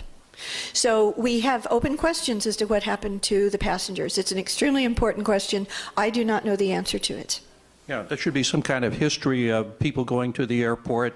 There has to be a manifest somewhere, and dozens of supposedly passengers. Yes. It is interesting. It is very important, I think, that the Pentagon's own official autopsy report states that there was no Arab DNA in any of the remains from the Pentagon attack, either on the alleged plane or inside the building. Well, the official story says that Arab hijackers were in the plane. So let's put it this way. If the official story is anywhere close to being true, and I've already demonstrated that whatever was destroyed at the Pentagon near the heliport 5 minutes or more before the official story says Flight 77 was even close to the building, there apparently were not passengers in that plane at all. I believe that if Flight 77 took off with Barbara Olson and anyone else in it, any real passengers, that it either crashed or was landed shortly after it was seen by Indianapolis Air Traffic Control to lose approximately 6,000 feet before it lost its transponder signal. So it probably went down somewhere close to the tri-border area of Ohio, Kentucky, and West Virginia. Okay. When did you first begin to question the official story? When I first started to question the official story, well, that's an interesting question. I want to preface that with a context, and that is I started to question the official story of the release of the 52 hostages in Iran the moment that they were released as Reagan took his oath of office. And that resulted in my book, October Surprise. And I actually questioned 9/11 as that we weren't being told the whole story on the day of 9/11 itself. And the red flags went up when I saw on my split screen, I don't remember which mainstream television channel it was, with Bush still sitting in the classroom looking like a deer in the headlights as the other split screens showed Americans jumping to their deaths from the Twin Towers. There was something terribly wrong with this split picture. And from that moment on, I dedicated myself to finding out the truth and bringing the real perpetrators to justice. My question has to do with the large-scale operation this whole thing must be, in the pre-planning, the wiring of the buildings, of the various part of this whole operation that would involve hundreds, if not thousands, of people. And I can understand, in a military mentality, the need to know and the compartmentalized information is really important, and I can see how people can be instructed to do certain things. Like, for example, the light poles being down, somebody had to put it there. It didn't happen by itself. So, and also being that, and I can see how this thing happened, and perhaps to a lot of these people's surprise that this had happened after the fact. My question to you is, you work with a lot, you were a government employee, and you work with a lot of military people. Yes. And I have to believe that most of these people are good people. They are. Yeah, and my point is, like, well, where are they now? And how do they sleep? And how do they keep silent over this whole thing? There's got to be thousands of people out there who know almost as much as you do. Yes. Well, first off, you're talking about what's called OPSEC, operational security, in a highly compartmented black operation. And you don't get to be a black operator at that level unless you follow orders, no matter what. And you know that if you talk, you are dead, and maybe your family's dead too. And then, on the other hand, people say, well, how could they keep it secret? They kept the Manhattan Project secret with far more people than that, number one. Number two, how could my government do this? They did it at Pearl Harbor, the original Pearl Harbor. That's why they wanted a new Pearl Harbor, if you really know the history of Pearl Harbor.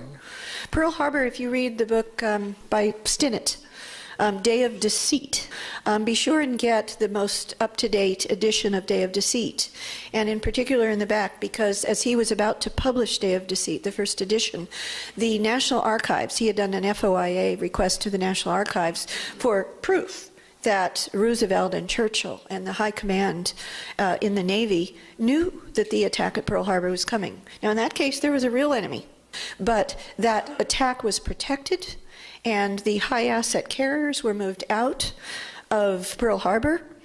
The others were ordered to remain there as sitting ducks, the Arizona and the other ships. And Admiral Kimmel, who was the chief admiral at Pearl Harbor, was explicitly, the orders were given not to tell him of the intelligence that was already known from breaking the Purple Code and the magic machine, by the magic machines. So we know that Pearl Harbor, like the Reichstag fire, if you will, was a protected attack by an enemy that was desired to happen for larger geopolitical goals. And so is 9/11. Yeah, but I see that perhaps the difference in Pearl Harbor is that, we were led to believe that we have a common enemy, being the Yes. the Japanese and the Nazi. It was a true enemy. Yeah, it was a true enemy. And whereas 9/11, we really want to create fear to make this fictitious enemy so we can keep pouring money into this whole machine. Well, 9/11, after 9/11, what we have done in the name of the 9/11 lie has created a real enemy.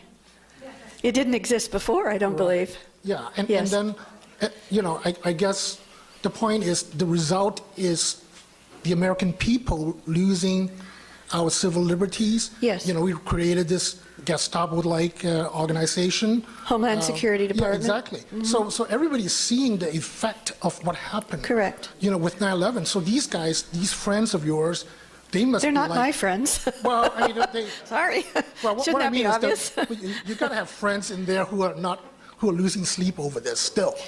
No, they're not my friends, and I don't know anyone close to. I've never signed any classification agreement ever. I would never do that. I was a public journalist.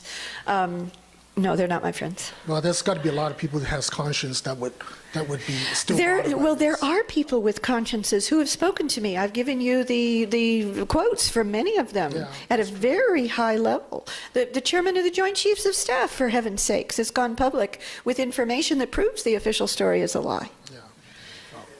Thank you. Yeah, thank you. Go ahead. The way the plane came in, besides how far it got or close to the building, it flew over a highway, a major highway. Weren't there people who saw what kind of plane it was who were traveling on the highway at that time?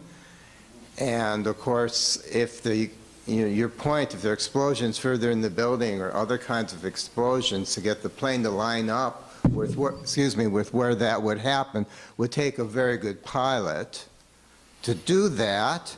And so the question I would have is, or two, didn't people see this plane who are driving on the highway what it looked like? And what's said about how a terrorist pilot could line up and even fly into the Pentagon that way? Well, I've just shown you that a terrorist pilot did not fly into the Pentagon, number one. Number two, the official story path is not the way the plane came.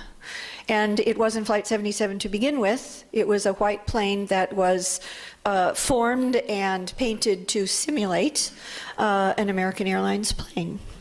And yes, many witnesses did see it, and after the official story was put out, assumed that it was Flight 77. Yes? You showed, during your presentation, you showed a photograph of a thermite explosion after the impact, and I just wondered if a possible thermite. It was an explosion. It's possible thermite. Okay. I wondered if you knew what the source was and whether or not there's more CATV photographs of the actual incident available. Right. There are only 2 videotapes that the government claims exist at all, and that's under oath by the FBI analyst who looked at all 85 that the FBI says they have. There are only 2, and they were almost identical videotapes from the 2 outside cameras, from the security cameras, and all they show is an explosion. They do not show a plane. That is the only video. The only photograph of the explosion we have is that one photograph that I showed you that appears to be an explosion. It may or may not be the same explosion. It probably is, but we don't know for sure. You've shown who the people are that you believe are actually pulling the trigger on all of this. The question is, who is behind these people and what's their ultimate goal? Does this work its way all the way into a one world government business and all that? Mm-hmm. I think at the beginning I made clear who I think is behind it. It is the signatories of the Project for a New American Century, and in turn behind them are people like the Rockefellers, the Council on Foreign Relations. The World Trade Center towers were built and owned by the Rockefellers, and I believe that they were built to be brought down. And Rockefeller, David Rockefeller himself, was asked. You can see it. I believe that you can actually see it on a video. But if not, certainly the quote. It's a public quote. He was asked. He said words to the effect. I've been accused of wanting a one world government and being willing to do anything to get it. And then after some more verbiage, he said, "Well, if that's what I'm accused of, I'm proud to say that it's true." Words to that effect. This was necessary, I believe, in order to justify, after the fall of the Soviet Union, after the fall of the wall, and when they were allegedly a unipolar power before the rise of China and other, as they call them, peer competitors or potential adversaries in the military, I believe that that was the time that the people behind the Project for a New American Century, and they even say so, that they believed that they should strike while the iron was hot, as it were, and have some kind of a pretext, a new Pearl Harbor, to justify an American century. It was called Project for a New American Century, to have a global domination. Yeah, I've thought ever since about a week after 9/11 happened that it was an inside job, and I certainly agree with you on that. And I think it was done in order to get us ready for protracted war in the Middle East, which we've had now. We've been in Afghanistan for 12 years now, and now they're thinking about it. We will get out soon. Everybody's going to go back to sleep and say everything was fine. But the thing is, sometimes it is necessary to go to war, and it's very hard to get the public of this country to do that, which is why... That's why Pearl Harbor was protected. I think why, they let Pearl Harbor happen. Yes. So that we facilitated Pearl Harbor to happen. And they can manufacture this Tonkin Gulf incident to get us into Vietnam. Yes. Now, after Vietnam, nobody wanted to even hear about war anymore. Right. But now after 9/11, people were hot. Let's go get those bastards. But that was the whole point. Okay, but the thing is, okay, so why is all this being done? And one thing that's not mentioned very often is that there's one little habit we have in this country called driving around in cars, which is using something like we're using something like 30% of the world's oil production. We're only 4% of the world's population. How do we get away with that? By terrorizing everybody else into letting us have it. Mm-hmm. Yeah. That's what I think is going on, so I'd like you to comment on that. Well, Michael Rupert's book, Crossing the Rubicon, would be what I would recommend that you read on precisely that. By the way, chapters 19 and 20 on the war games are based upon my work, for which he credits me as coming up with the holy grail of 9/11 research, that the realization that the war games and emergency response exercises on 9/11 were on hijack scenarios. That's a very important book, but the vast majority of the book, of course, is his proposal that the powers that be in the United States and NATO countries, especially Britain, saw or believed that peak oil was coming, and if it hadn't already come. It's not clear that it has come, but if they believed that it had come, that they wanted to be in a position with troops on the ground in the Middle East to control the movement of fossil fuels. Mm-hmm. Over here. These flights, you know, I didn't believe until last year that these flights were not real. Mm-hmm. And I become convinced in the last year that these flights have been fake. Last year there was Professor Fetzer, who came Jim to Fetzer. town, and he was threatened when he was going to give his presentation, and they had to put it in a little church in U District. Yes, I remember, just before the Vancouver hearings. For a small thing, and he has come out with this theory, and he has, because I was suspicious of it from the beginning, because how do these planes, when you see it in the film, even on the World Trade Center buildings, how do these planes cut through the World Trade Center, which is concrete like butter? Well, it didn't. I've interviewed. I want to go on record that I have kind of a completely different point of view than Professor Fetzer on the World Trade Center towers. There was at least a real plane that impacted World Trade Center 2. I've interviewed witnesses who were physically on the ground on the sidewalk, saw it go over, hit, and pieces of the plane almost killed them. So just because you have proof that some of the videotapes of World Trade Center impacts were faked in whole or in part, tells you nothing about what happened there. Right. It doesn't rule out a plane impact at all. Okay, 2 more questions. Okay, you had the point of following the money, right? And that like $3.5 trillion was missing? 2.3. Okay, whatever. A lot of money. Uh-huh. What happened to it adds that? up. Okay, and I get that, you know, the people who were auditing that were blown up, but he admitted the money was gone, right? What happened about that? No, they said they couldn't account for it. Well, okay, they couldn't account for it, so that just disappeared when they blew it went up the into accounting? Okay, I address that in great detail in my forthcoming book, which will have the same title as this presentation, Behind the Smoke Curtain. I address it in detail, and it's a complicated question. But one of the things that I have discovered is that very often the Naval Command Center, which was, I mean, one of the witnesses there, an exact quote was that this looked like a bombed out office. Okay, and according to the official story, sole survivor of the Naval Command Center, which is 2 and 3 rings in, Kevin Schaefer, he stated that the explosion went off there at precisely 9:43. According to the official Pentagon Building Performance Report, the alleged Flight 77 hit at 9:37 and 46 seconds, almost 9:38, and had gone completely through the building, through the Naval Command Center in less than 1 second.